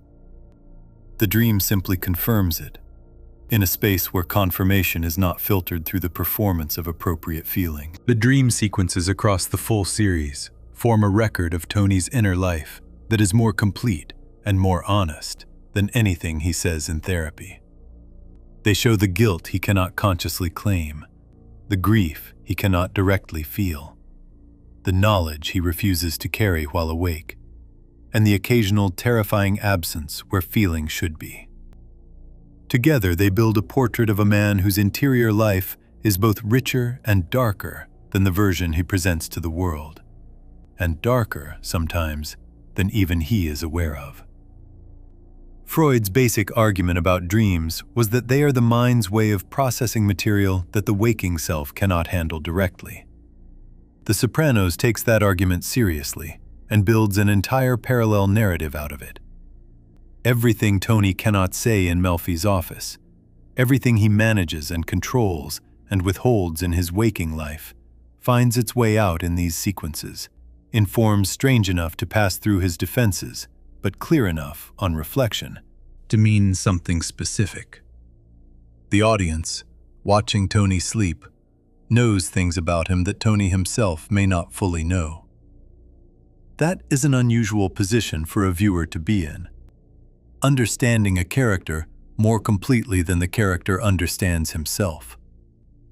And it raises a question that the show has been circling since the first episode. With all of this happening inside Tony, all of this pain and guilt and self-knowledge pressing up from underneath, what does any of it actually cost him? How does a man carry all of this and still function? What is the gap between knowing something is wrong and being able to stop doing it? Before we move on, if you're enjoying this analysis, please consider subscribing. It helps the channel tremendously. The dreams show what Tony cannot say while awake. What they do not show is what carrying all of that costs him. The daily, grinding, unglamorous weight of a life built on suppression. That cost has a name. And the show's portrait of it is one of the most accurate and uncomfortable things it ever puts on screen. Section 7. The weight that never lifts. Depression in Tony Soprano does not look the way most people expect depression to look. There is a version of depression that is immediately recognizable.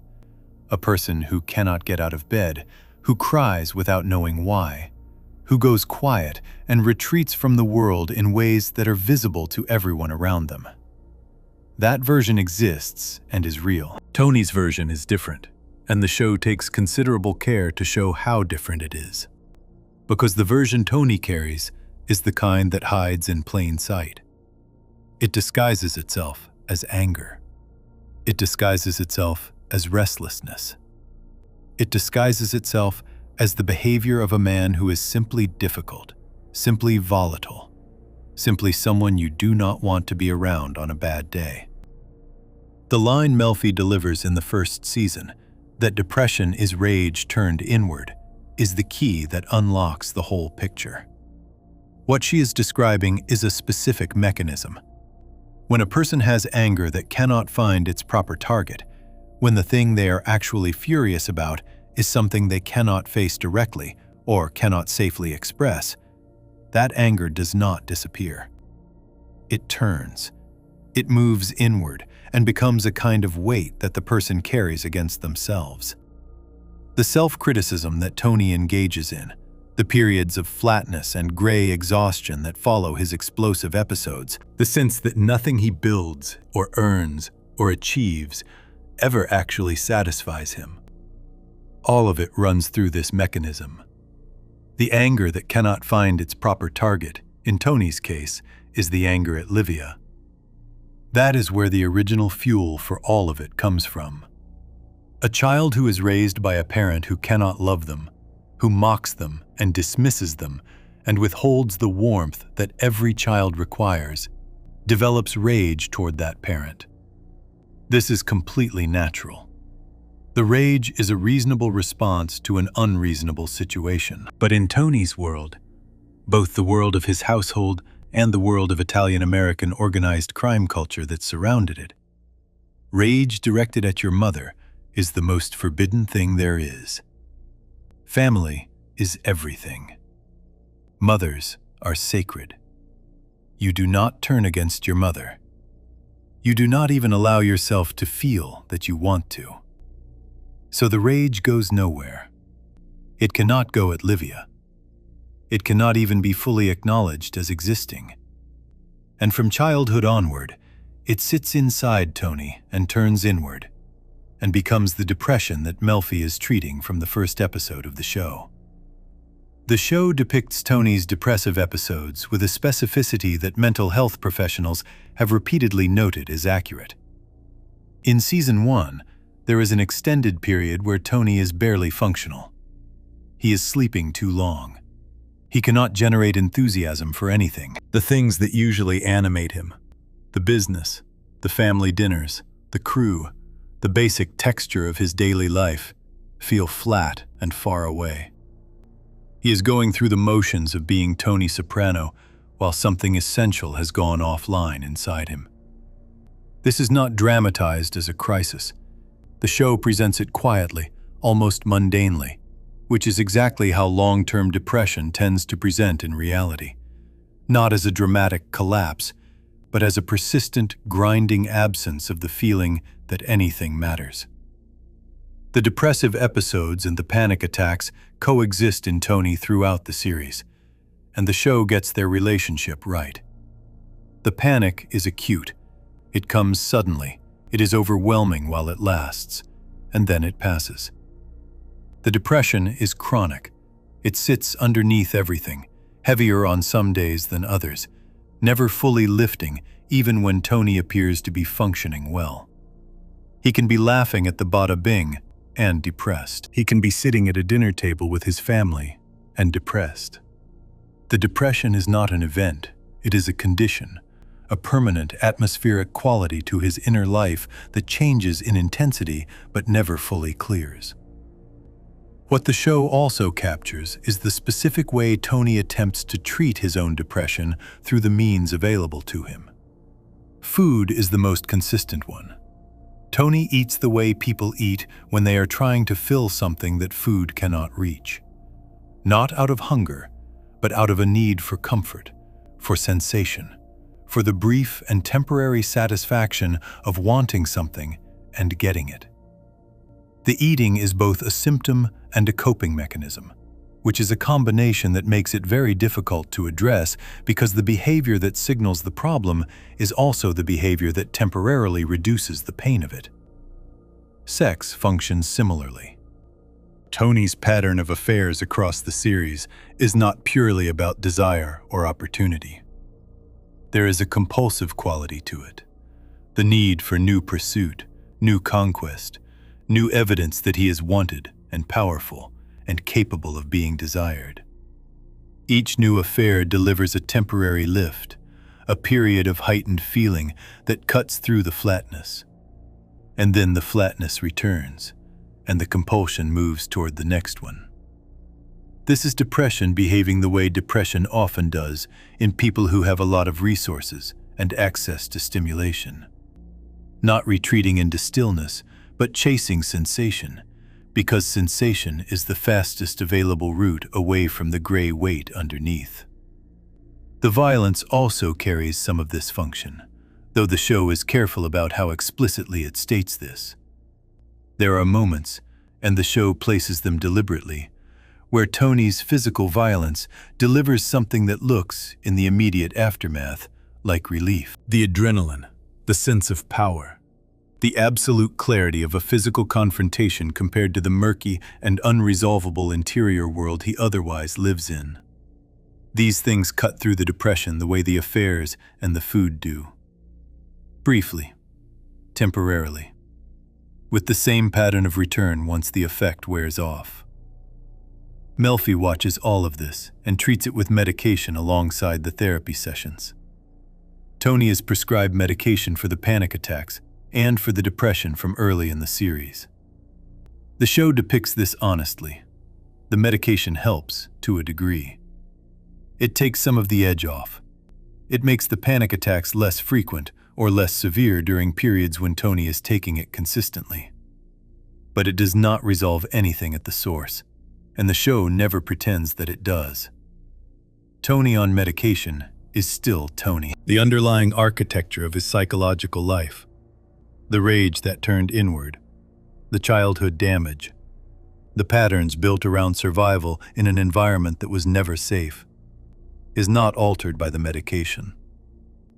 The medication manages the symptoms. The source remains. There is a particular quality to Tony's depression that the show tracks across all 6 seasons, and that represents one of its most honest psychological observations. Tony is a man who has achieved, by any external measure, an extraordinary amount. He has wealth that most people will never approach. He has power over the lives of a large number of people. He has a family, a home, a position of genuine significance within his world. And none of it, not a single piece of it, reliably makes him feel okay. He says this in various ways throughout the series. He says he feels like he came in at the end of something, like the best of it was already gone. He says he has the world by the tail and still feels like a loser. He sits in Melfi's office with everything a person in his world is supposed to want, and describes the specific gray exhaustion of having it and feeling nothing in particular about any of it. This is depression, articulating itself through a man who has no vocabulary for depression and no cultural permission to have it, which means it comes out sideways, through frustration and anger, and the persistent, bewildered sense that he should feel better than he does and cannot figure out why he does not. The show also tracks what happens to the depression across the full arc of the series. In the earlier seasons, there is still movement. Tony has moments of genuine hope about the therapy, about his family, about the possibility that something in his life might shift into a different shape. The depression is heavy, but not static. Melfi's comment that Tony made real progress in the early seasons of therapy is borne out by what the show depicts. He does get somewhere, even if he cannot hold it. By the later seasons, something has calcified. The depression sits differently. The episodes of genuine optimism become less frequent. Tony becomes harder and colder in certain respects, less able to access the warmth and occasional tenderness that made him complicated in the early seasons. The gap between who he might have been and who he has become has been growing for years. And by season 6, it is wide enough that the Tony of the pilot and the Tony of the final episodes feel like related but distinct versions of the same person. The later one carrying more damage, more resigned to carrying it. less convinced that setting it down is genuinely possible. The season that deals most directly with Tony's depression as a subject in itself is the final season, which structures several episodes explicitly around different forms that depression takes. Depression rooted in a difficult childhood and the patterns it creates. Depression rooted in existential crisis, the particular variety that comes from living a life that has been built around external power, while the internal world empties out. And the depression that arrives when a person finally, clearly sees the distance between who they are and who they wanted to be, and has run out of ways to look away from it. The Sopranos argues, quietly and across a very long time, that Tony Soprano's depression is not incidental to who he is. It is not a complication or a side effect of the stress of his criminal life. It is one of the most central facts about him. As load-bearing as his intelligence, or his violence, or his capacity for loyalty. Everything the show examines about Tony, every pattern and relationship and crisis across 6 seasons, connects back to this particular weight he carries. This rage that turned inward before he was old enough to know it was happening. This hunger for something that the world he built cannot provide, and that he cannot stop being hungry for. What depression did to Tony in the most fundamental sense is close off the exit. A person who feels genuinely okay, not perfectly content, not without problems, but basically okay at some core level, has access to choices. They can walk away from things. They can tolerate change. They can endure the discomfort of becoming different because the destination feels worth the difficulty of the journey. Tony's depression makes all of those movements nearly impossible. Staying in place, keeping the structure intact, maintaining the exact conditions of his life even when those conditions are destroying him. These are not choices he makes because he does not know better. They are the only options available to a man for whom the weight underneath never lifts enough to make movement feel survivable. The most complete picture the show offers of what Tony's depression actually does to the people around him is not Carmela and not any of the men in the crew. It is A.J. Anthony Jr., Tony's son. Spends most of the early seasons on the edges of the story. He is a background presence, a kid moving through adolescence in a house where something is always slightly wrong, in ways he cannot name. He knows his father is not what his father says he is. He absorbs this knowledge the way children absorb the things adults do not tell them directly, through atmosphere, through the specific quality of silence that falls when certain subjects come close, through the gap between the version of his father that exists in the house and the version that exists in the world outside it. By season 6, AJ is no longer on the edges. He is at the center of one of the show's most carefully constructed parallel storylines, and what the show does with him in those final episodes is quietly devastating. Ajay develops depression. Real, clinical, serious depression. The kind that requires hospitalization, that produces a suicide attempt, that lands him in a treatment facility while his parents sit outside and try to understand how this happened to their child. How it happened is not mysterious. The show makes it clear without ever making it heavy-handed. Ajay grew up inside Tony's world. Not the mob world. He was largely shielded from the explicit details of that. The psychological world. The world where a man carries enormous suppressed rage and calls it something else. Where love and threat coexist in the same rooms. Where the emotional temperature of the household is always being set by someone who cannot regulate their own emotions and has never fully learned to try. Where the things that are most important are also the things that are never directly said. Children are not shielded from any of that by not being told about it. They live inside it. They breathe it. And what AJ breathed, growing up as Tony Soprano's son, was a version of the same air that built Tony. The air of a household where vulnerability is not safe, where the full weight of what is actually happening is always slightly off to the side of what is being discussed.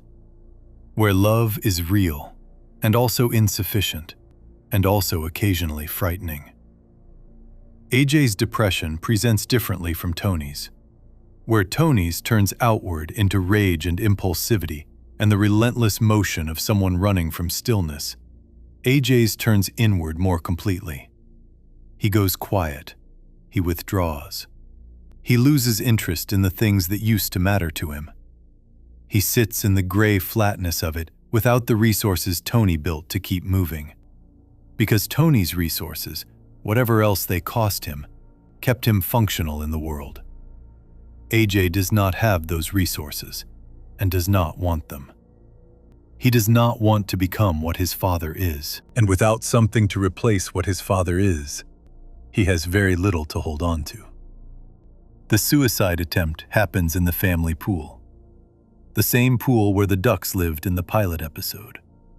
The same pool that Tony fed them in every morning, that he read books about them for, that their departure from triggered the panic attack that started the entire story. Tony's most important symbol of family and the fear of losing it becomes the place where his son tries to end his life. The show places this deliberately. The pool is not a random location. It is the physical site of Tony's deepest fear made literal. The thing he was most afraid of losing, harmed in the place that represented everything he was trying to protect. When Tony sits at AJ's bedside after the attempt, the scene is one of the quietest and most loaded in the entire final season. Tony does not know what to say. He does not have the language for this moment. Everything his life has taught him about how to respond to crisis, control it, dominate it, make it stop through force of will or force of action, is useless here. His son is lying in a hospital bed having tried to die, and the only tools Tony has are the wrong tools, and he knows it. And the knowledge sits on him in a way that the show lets breathe without rushing past it. What the AJ storyline does for the psychological portrait of Tony is provide the clearest possible picture of consequence. Not the consequences that happen to Tony's enemies or to the people his criminal life damages. Those are visible throughout the series. The consequence that happens inside his own house, to his own child, in the most intimate possible reflection of the damage Tony himself carries. AJ's depression is Tony's depression one generation forward, filtered through a different temperament and a different set of circumstances, but rooted in the same soil. The same suppressed weight, the same inability to locate the source of the pain. The same gray flatness that no external achievement reliably lifts. Tony's response to AJ's crisis, trying to fix it with money, with activity, with the aggressive optimism of someone who has spent decades refusing to sit still with difficulty, is exactly the response that cannot help. He gets AJ a good facility. He tries to get AJ a job on a film set through his connections. He throws resources at the problem the way he throws resources at every problem, because resources are what he has and what he knows how to deploy. None of it touches what AJ actually needs, which is something Tony has never been able to provide for anyone, including himself. The simple, steady, genuine presence of someone who can sit with pain without immediately trying to make it stop.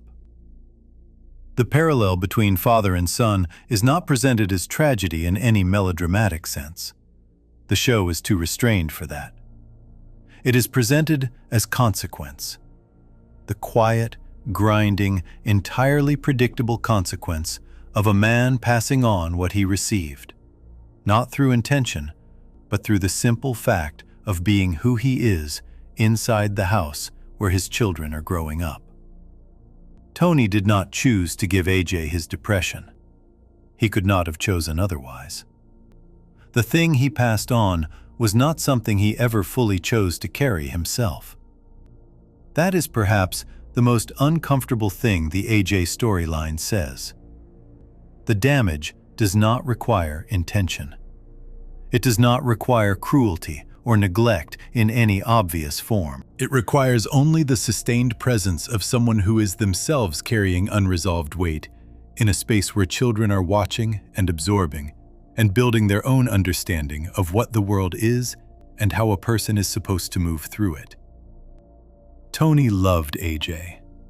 The love was genuine and visible throughout the series. The love was also not enough to prevent what the rest of who Tony was from doing to his son across 18 years of daily proximity. Understanding all of this, the panic, the damage, the diagnosis, the therapy, the dreams, the depression, raises a question that cuts to the center of what The Sopranos is actually about. Tony Soprano carries an enormous amount of genuine pain. He also causes an enormous amount of genuine pain to everyone around him. The audience knows both of these things simultaneously and is asked to hold them both. And the way the show gets the audience to do this, to feel real empathy for a man who commits real violence, to root for someone who does genuinely terrible things, is one of the most remarkable psychological achievements in the history of television. How that works, why it works, and what it reveals about the people watching is where the story goes next. Before we move on, if you're enjoying this analysis, please consider subscribing. It helps the channel tremendously. Tony carries enormous pain. He also causes enormous pain.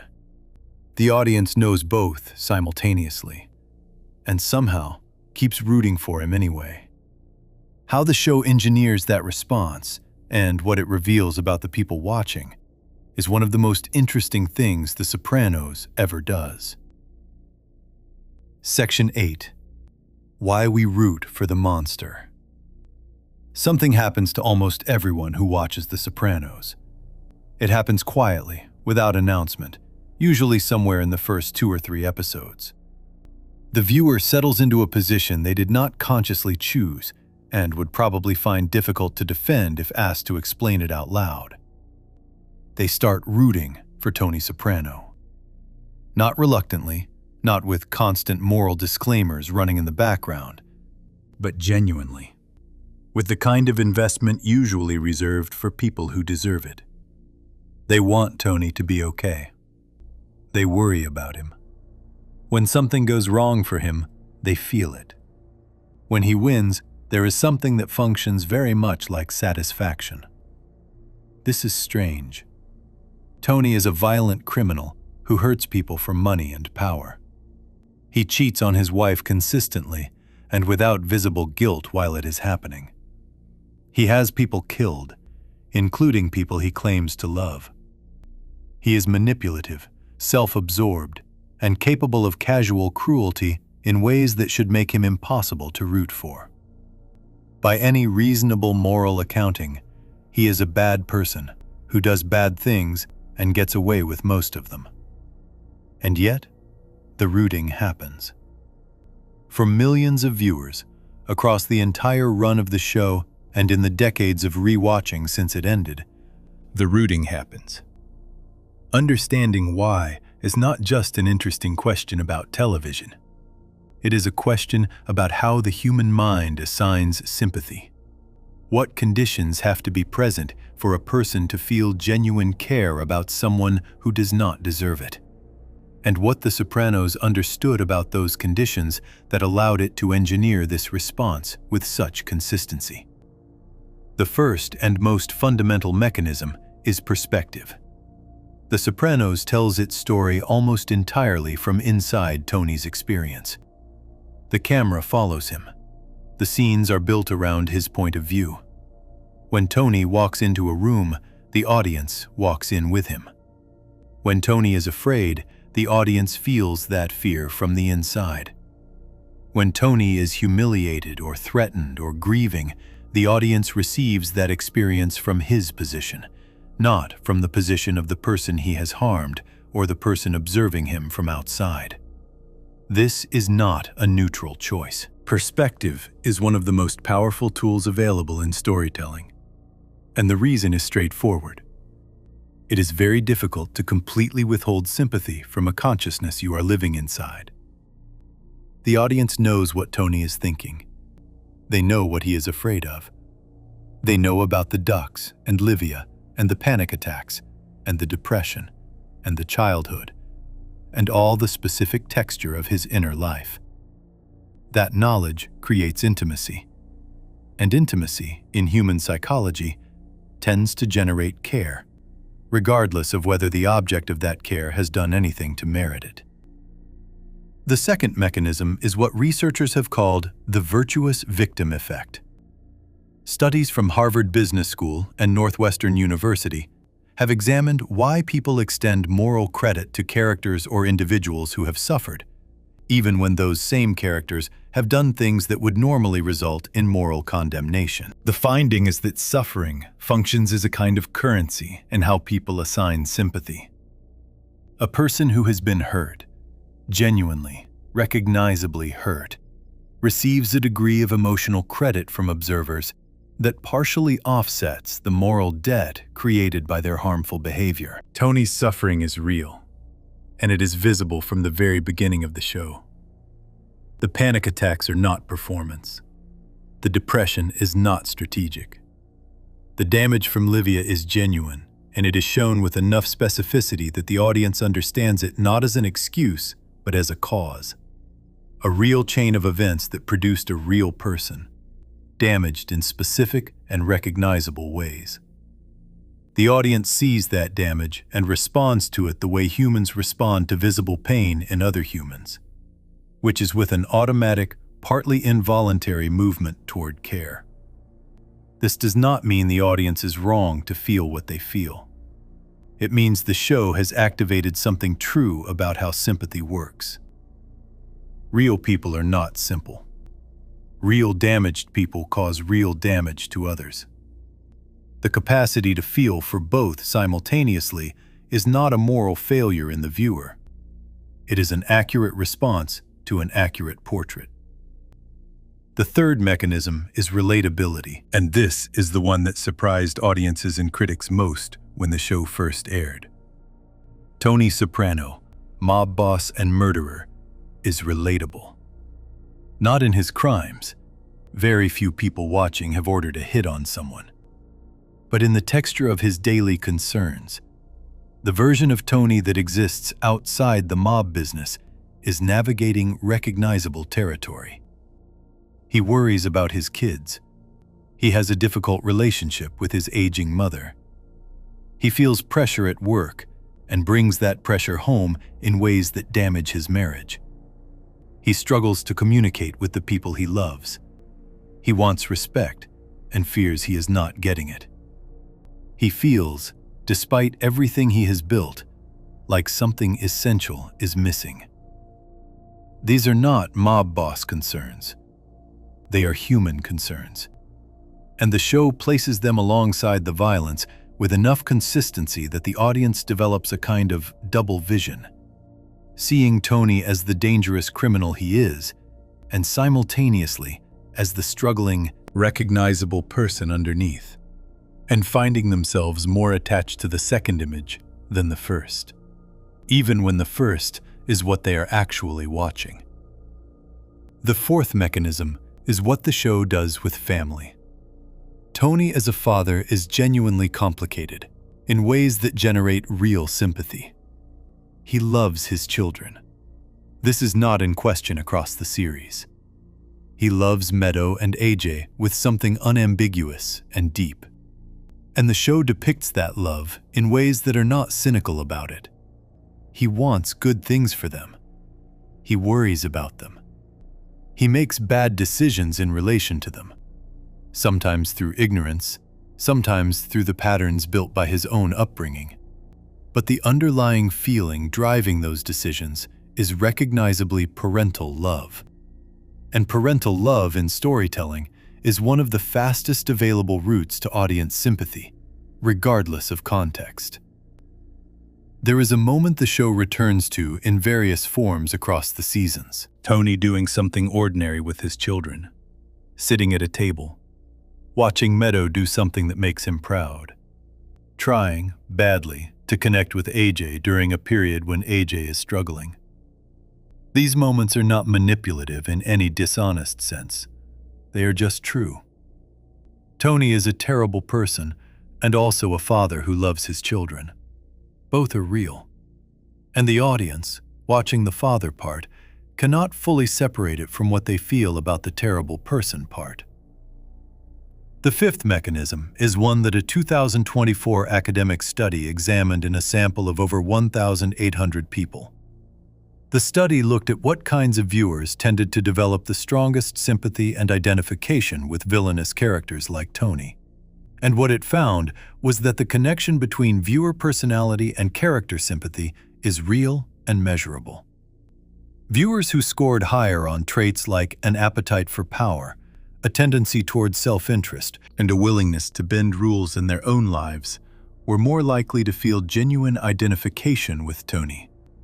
Not just sympathy for his suffering, but actual identification with his worldview and his choices. The implication is that Tony does not just generate empathy for his pain, he also generates recognition. Some portion of the audience sees something of themselves in him, and that recognition deepens the attachment in ways that go beyond what the suffering alone could produce. The sixth mechanism is James Gandolfini. The character as written is extraordinary. The performance that brings the character to life is what makes the empathy feel inevitable rather than engineered. Gandolfini plays Tony with a physical and emotional specificity that is almost impossible to look away from. The way Tony's body language shifts when he is genuinely moved versus when he is performing emotion. The micro-expressions that cross his face in therapy sessions. The quick flickers of something real before the management kicks back in. The way he occupies space, large and physically imposing, and also, in certain moments, oddly small, oddly young, oddly like someone who has not quite grown into the size of the life he is living. Gandolfini makes Tony's interior life visible in a way that most actors in most roles never achieve. The audience does not just hear Tony describe what he is feeling. They can see it happening in real time, in expressions and posture and breath, and the particular quality of stillness that falls over Tony when something has genuinely gotten through his defenses. That visibility is what makes the empathy feel earned rather than manufactured. The audience is not being told to feel for Tony. They are being shown someone real enough that the feeling generates itself. The show creator David Chase was asked about this dynamic repeatedly over the years, and his response was consistently thoughtful and somewhat uncomfortable. He did not set out to make Tony likable. He set out to make Tony human. The distinction matters enormously. Likeable requires sanitizing, removing or softening the parts that create genuine moral discomfort. Human requires the opposite, including all of it, the warmth and the violence and the vulnerability and the cruelty, and trusting the audience to hold the contradiction. What Chase understood, and what the show proved across its entire run, is that audiences can hold a great deal of contradiction when the writing and performance give them enough specificity about the person they are holding it for.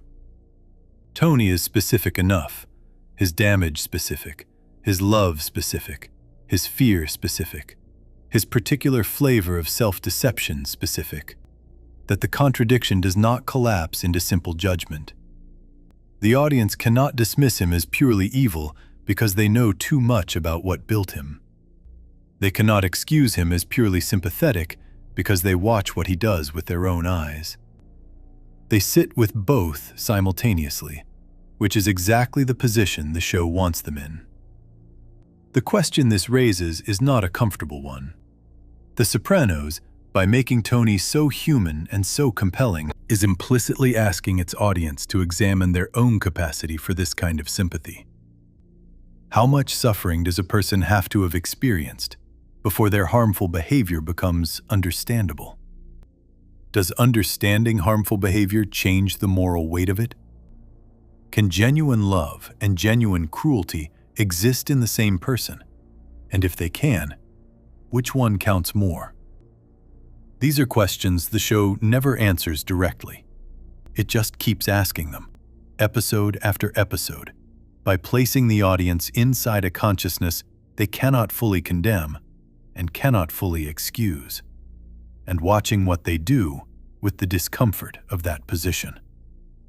What Tony does with his own discomfort is where the show has always been most honest. He does not sit still with it. He does not face it cleanly. He moves constantly between the twin identities that define his life, the mob boss and the family man, the criminal and the patient, the monster and the father. And the psychological cost of maintaining both of those identities simultaneously, of never fully being able to be either one, is something the show tracks with more precision than almost anything else it examines. That split, the two Tonys running alongside each other, neither one ever fully real, neither one ever fully let go, is the final and perhaps most important piece of the psychological portrait the show has been building. Before we move on, if you're enjoying this analysis, please consider subscribing. It helps the channel tremendously. What Tony does with his own discomfort is where the show is most honest. He does not sit with it. He moves, constantly, between the two versions of himself that cannot fully coexist. And the cost of keeping both running is something the show tracks across all 6 seasons with more precision than almost anything else it examines. Section 9. 2 men, 1 body.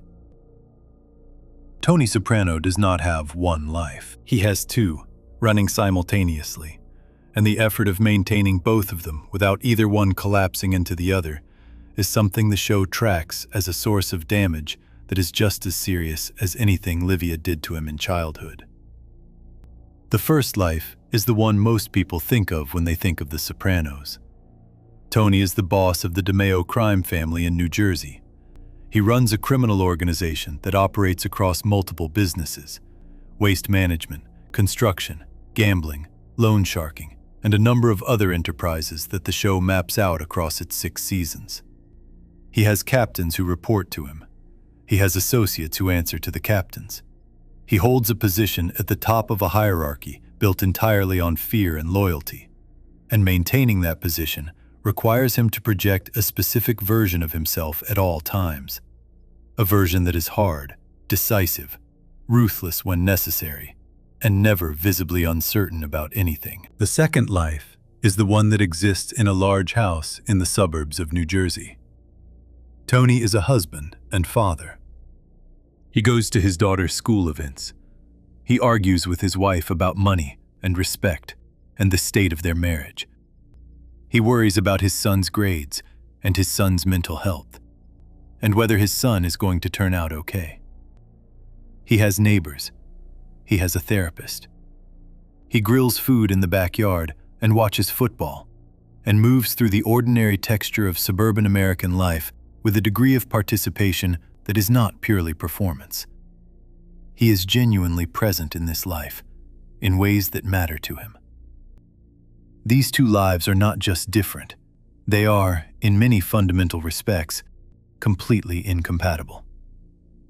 The values that keep a person functional in one of them actively undermine functioning in the other. In the mob world, showing vulnerability is dangerous. Admitting uncertainty is dangerous. Expressing genuine emotion, especially grief or fear or tenderness, signals weakness to people who will use weakness against you.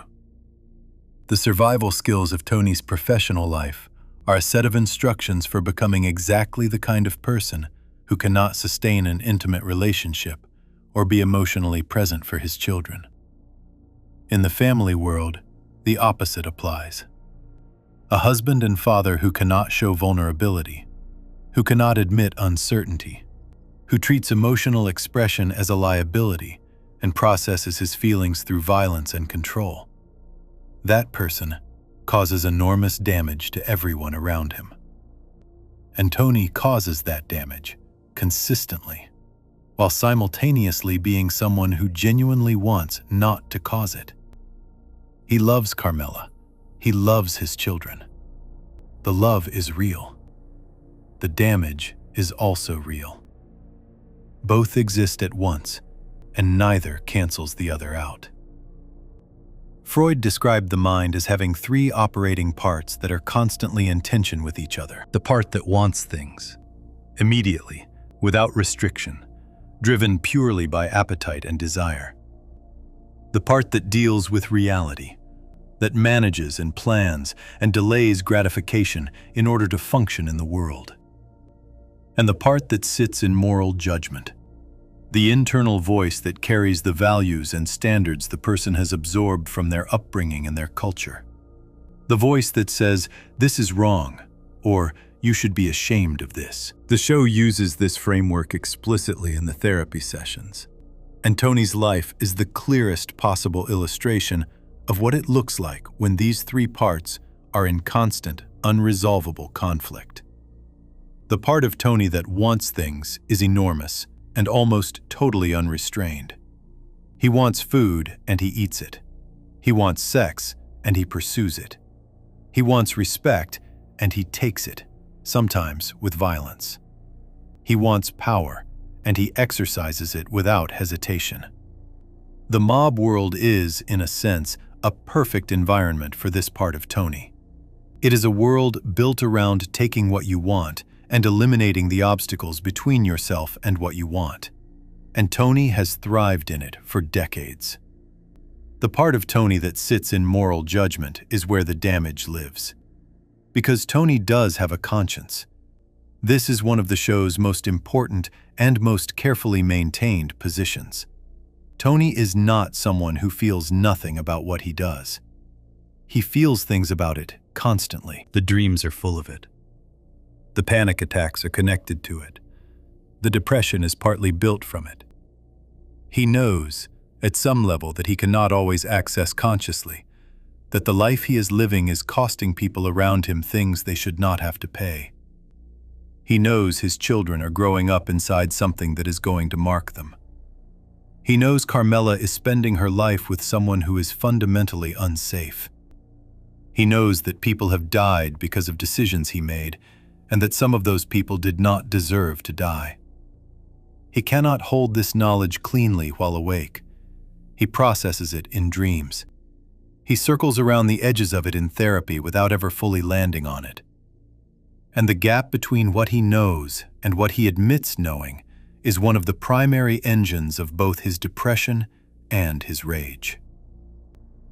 The cognitive dissonance, the psychological strain of holding two contradictory realities simultaneously, of being two people who cannot fully coexist, is something the show treats not as an interesting character quirk, but as a genuine source of ongoing damage.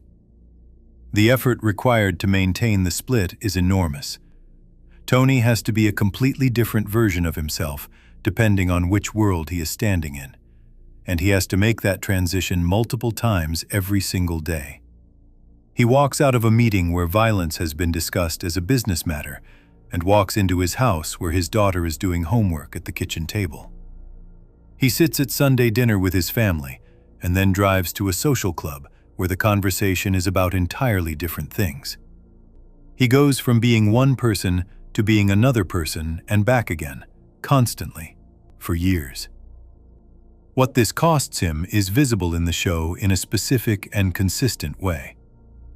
Tony is never fully at rest. There is always something running underneath, a vigilance, an awareness, a readiness that never fully switches off. In the family world, part of him is always monitoring for the next threat from the criminal world. In the criminal world, part of him is always managing the performance of being someone who is not also the man who goes to his daughter's college orientation. He is never completely present in either place, because being completely present in either place would require letting the other one go. And letting either one go is something he cannot do. The children feel this. AJ, Tony's son, develops depression in the later seasons of the show.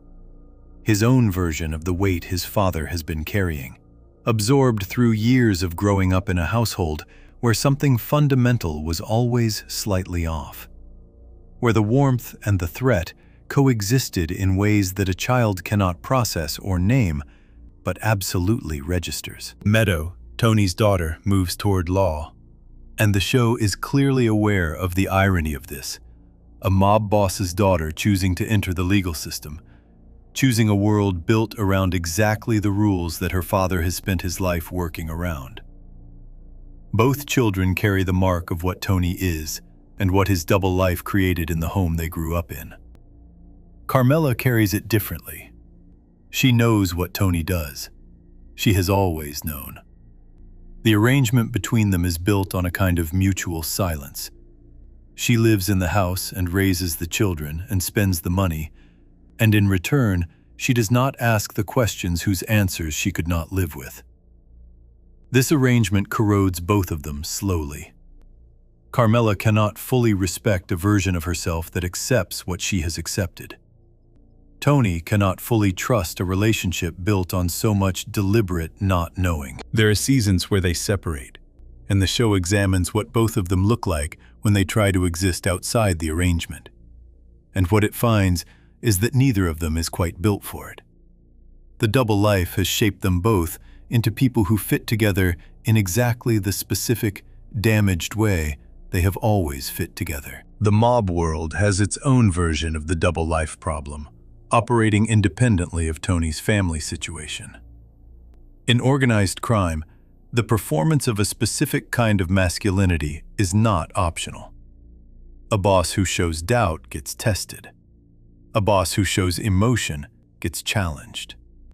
A boss who admits to going to a therapist and talking about his feelings and taking medication for panic attacks and depression. In 1999, in New Jersey, in the specific culture the show is depicting, is a boss who has handed his enemies a weapon. Junior finds out Tony is seeing a therapist and immediately treats it as evidence that Tony is weak, unstable, unfit for the position he holds. The cultural prohibition against what Tony is doing is absolute, and the consequences of violating it are real. Tony violates it anyway. He keeps going to Melfi. He keeps taking the medication. He keeps doing the thing his world has told him makes him weak, because the alternative, carrying the panic and the depression without any outlet at all, is something his body has demonstrated it cannot sustain. This is, in a strange way, one of the most genuinely brave things Tony does across the entire series. Not brave in any heroic sense. Brave in the specific, unglamorous way that doing something your entire world condemns, because not doing it is destroying you, constitutes a kind of courage. But the bravery has limits. Tony can go to therapy. He cannot change what he does after he leaves. He can sit in the chair and develop real insight into his patterns and his damage and the specific ways his upbringing has shaped his behavior. He cannot then go out into the world and behave differently based on that insight, because the world he goes out into requires him to be the person that insight is trying to move him away from. The mob boss and the therapy patient are pulling in opposite directions, and Tony is in the middle. And the tension of being in the middle for 20 years is precisely what his body and mind are expressing through every panic attack, every depressive episode, every dream that surfaces what his waking life cannot afford to hold. The show makes a quiet and devastating argument about this across its full run. The argument is that the double life is not sustainable. Not because it will eventually be discovered, though that is always a threat. Because the psychological cost of maintaining it compounds over time. The Tony of the final seasons is harder than the Tony of the pilot. More closed off, less able to access the warmth and occasional genuine openness that made him compelling in the beginning. The therapy did not fail to produce insight. It produced real insight, consistently, across years of sessions. The insight simply had nowhere to go inside a life built to require its opposite. What Tony could never fully do, what the structure of his existence made nearly impossible, was the one thing that might have actually helped him. He could never fully choose. He could never say, "This is who I am," and "This is who I am not," and let the line between them be real. He kept both lives running because losing either one felt like losing everything. And the cost of keeping both running was, eventually, the slow erosion of the person who might have existed if he had ever been able to choose. All of this, the panic, the damage, the diagnosis, the mother, the therapy, the dreams, the depression, the empathy, the split, builds toward the question the show has been sitting with from its very first scene. Can Tony Soprano change? Does he want to?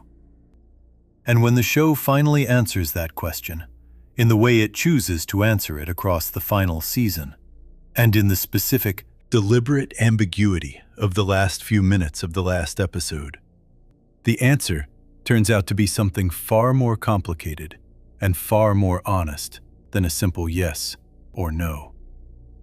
Before we move on, if you're enjoying this analysis, please consider subscribing. It helps the channel tremendously. All of it, the panic, the mother, the diagnosis, the therapy, the dreams, the depression, the split, has been building toward one question. The question the show has been sitting with since the very first scene. Can Tony Soprano actually change? And the answer, when the show finally gives it, is not what most people expect. Section 10. Can Tony Soprano change? The question runs through every session, every dream, every family dinner, every moment of violence that follows a moment of apparent understanding. Can he actually change? The show does not answer this simply, and the reason it does not answer it simply is that the answer is not simple. Across 6 seasons, The Sopranos accumulates enough evidence on both sides of the question that a strong case can be made in either direction. Tony changes in some ways. He remains completely fixed in others. And the specific pattern of what changes and what does not, which parts of him move and which parts stay absolutely still no matter what, turns out to be the most honest thing the show says about the limits of self-knowledge when it runs up against the weight of who a person has already become. Start with what does change. In the early seasons, Tony is genuinely different by the end of each therapy cycle than he was at the beginning. He develops real understanding of his relationship with Livia that he did not have in the pilot. He can name, with increasing clarity, the repetition pattern in his relationships, the way he keeps choosing people who recreate the original dynamic, the way he keeps setting himself up for the specific kind of betrayal that mirrors what his mother did. He connects his panic attacks to their actual sources rather than to the surface events that trigger them. These are not trivial developments. They represent real movement in a person who started the series with almost no language for his own interior life, and no framework at all for understanding how his past was running his present. His relationship with his children also shows genuine movement, in fits and starts. There are moments, scattered across the seasons, never sustained long enough to become a pattern, where Tony connects with Meadow or AJ in ways that go past performance, where he is actually present, actually listening, actually attempting to give them something other than the version of parenting he received. These moments are not enough. They are too infrequent and too quickly overtaken by the default patterns to constitute real change in how he fathers his children. But they are real. They happen. The capacity for something different is visible in them, which is its own kind of evidence. What does not change is everything structural.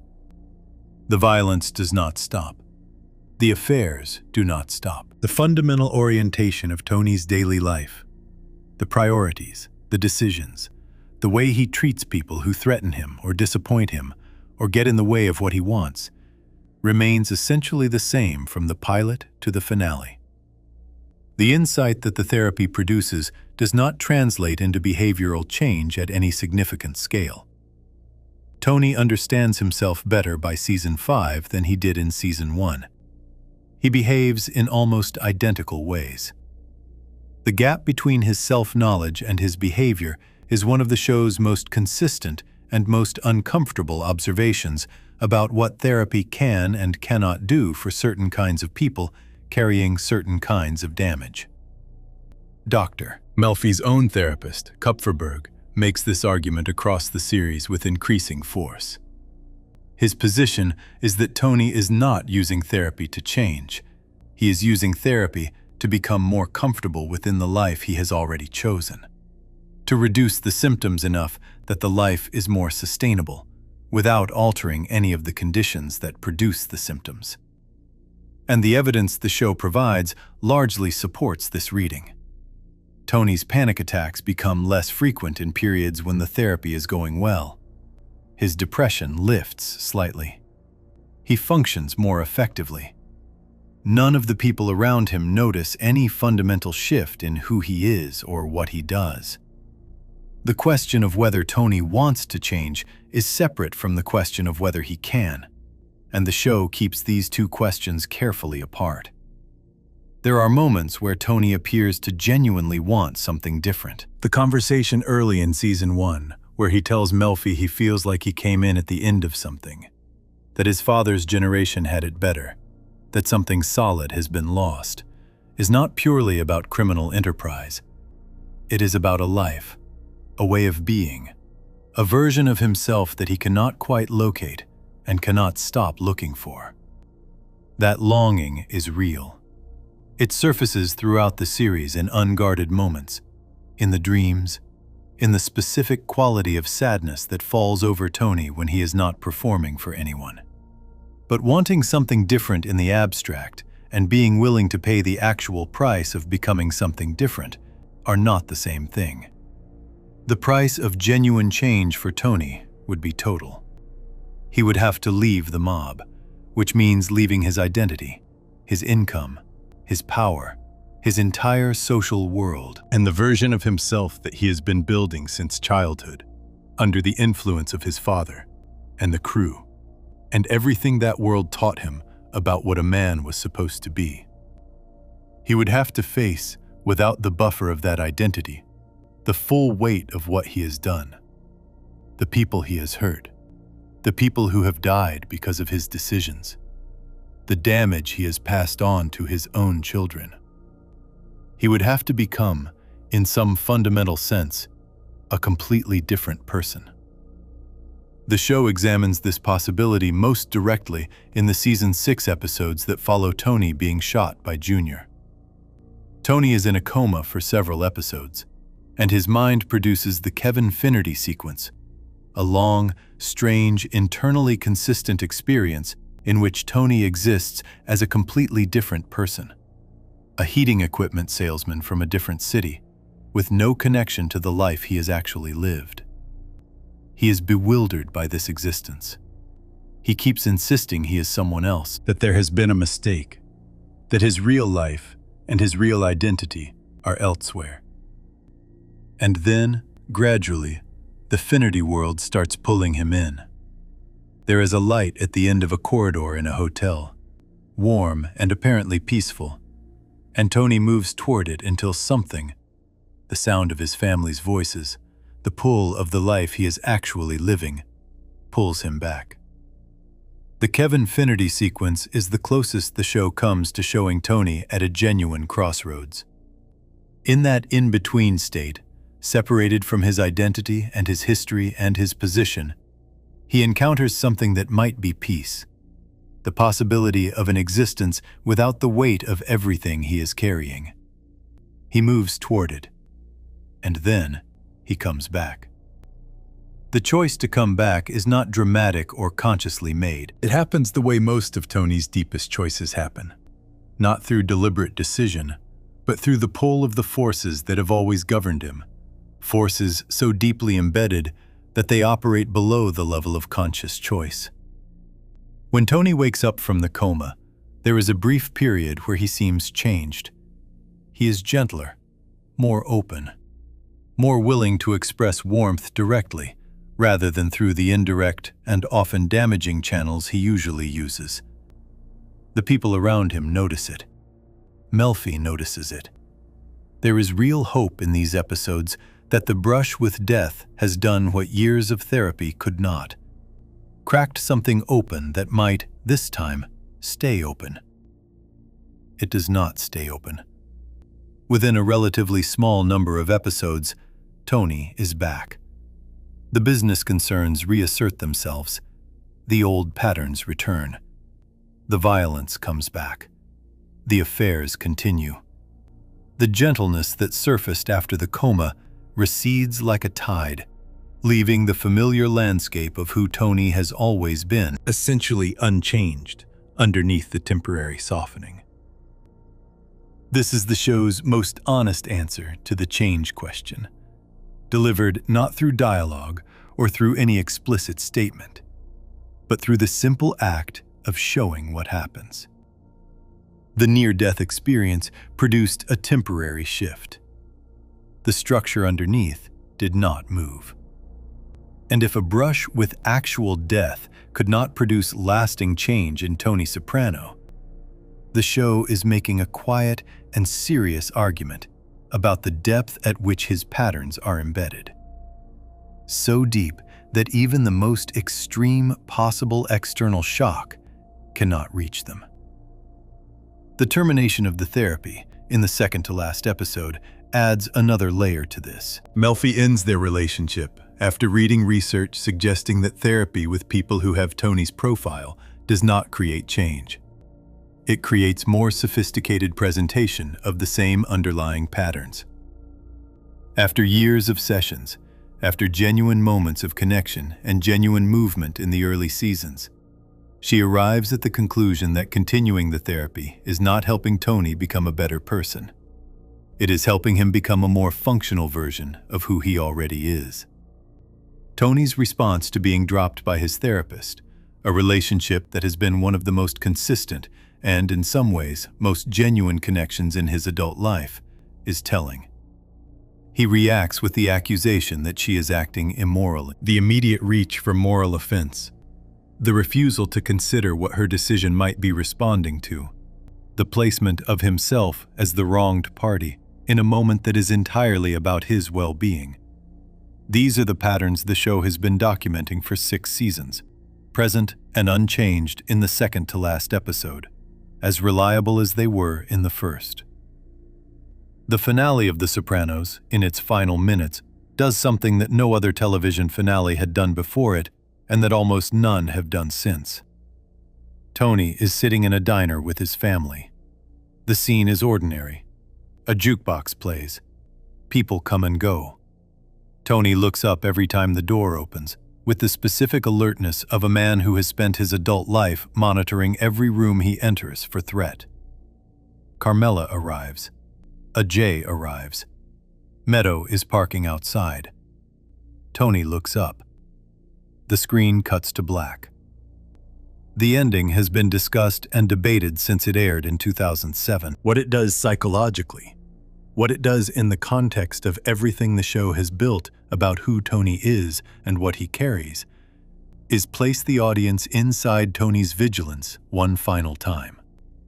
The looking up, the waiting, the monitoring, the state of permanent alertness that has never left him across 6 seasons of therapy and insight and genuine moments of something approaching peace. Whatever happens in that moment after the cut to black, whether Tony lives or dies, whether the man at the counter is a threat or a stranger, The thing the show chooses to leave the audience with is not resolution. It is the feeling of being inside a mind that cannot rest. That is the answer to whether Tony can change. Not a dramatic statement or a final revelation. Just the image of a man in a diner, watching the door. Exactly as alert and exactly as unresolved as he was in the very first episode of the show. Sitting in a waiting room that did not fit him, waiting to talk to someone about ducks. The change the show documents across 10 psychological cases and 6 seasons is real but partial. Tony understands more. He feels more accurately. He has language for things he had no language for at the beginning. And he sits in the same chair, in the same patterns, watching the same door, carrying the same weight. What that says about the limits of self-knowledge, about whether understanding damage is the same as healing it, about what happens to a person when the life they built makes genuine change structurally impossible. Those are questions the show hands to the audience without answering. They are questions that do not belong only to Tony Soprano. They belong to anyone who has ever sat across from their own damage, understood it clearly, and found that understanding it was not quite the same as being free of it. The final piece of this portrait, the one that pulls everything together and asks what all of it means beyond the specific story of one specific man, is what Tony Soprano changed outside himself. What he did to the television landscape, to the audience's understanding of what a story about a human being could look like, and to the broader conversation about mental health that the show opened up and that has never fully closed. That is where the complete picture of Tony Soprano finally comes into focus. If you enjoyed this video essay, make sure to subscribe. Thanks for watching, and I'll see you in the next one.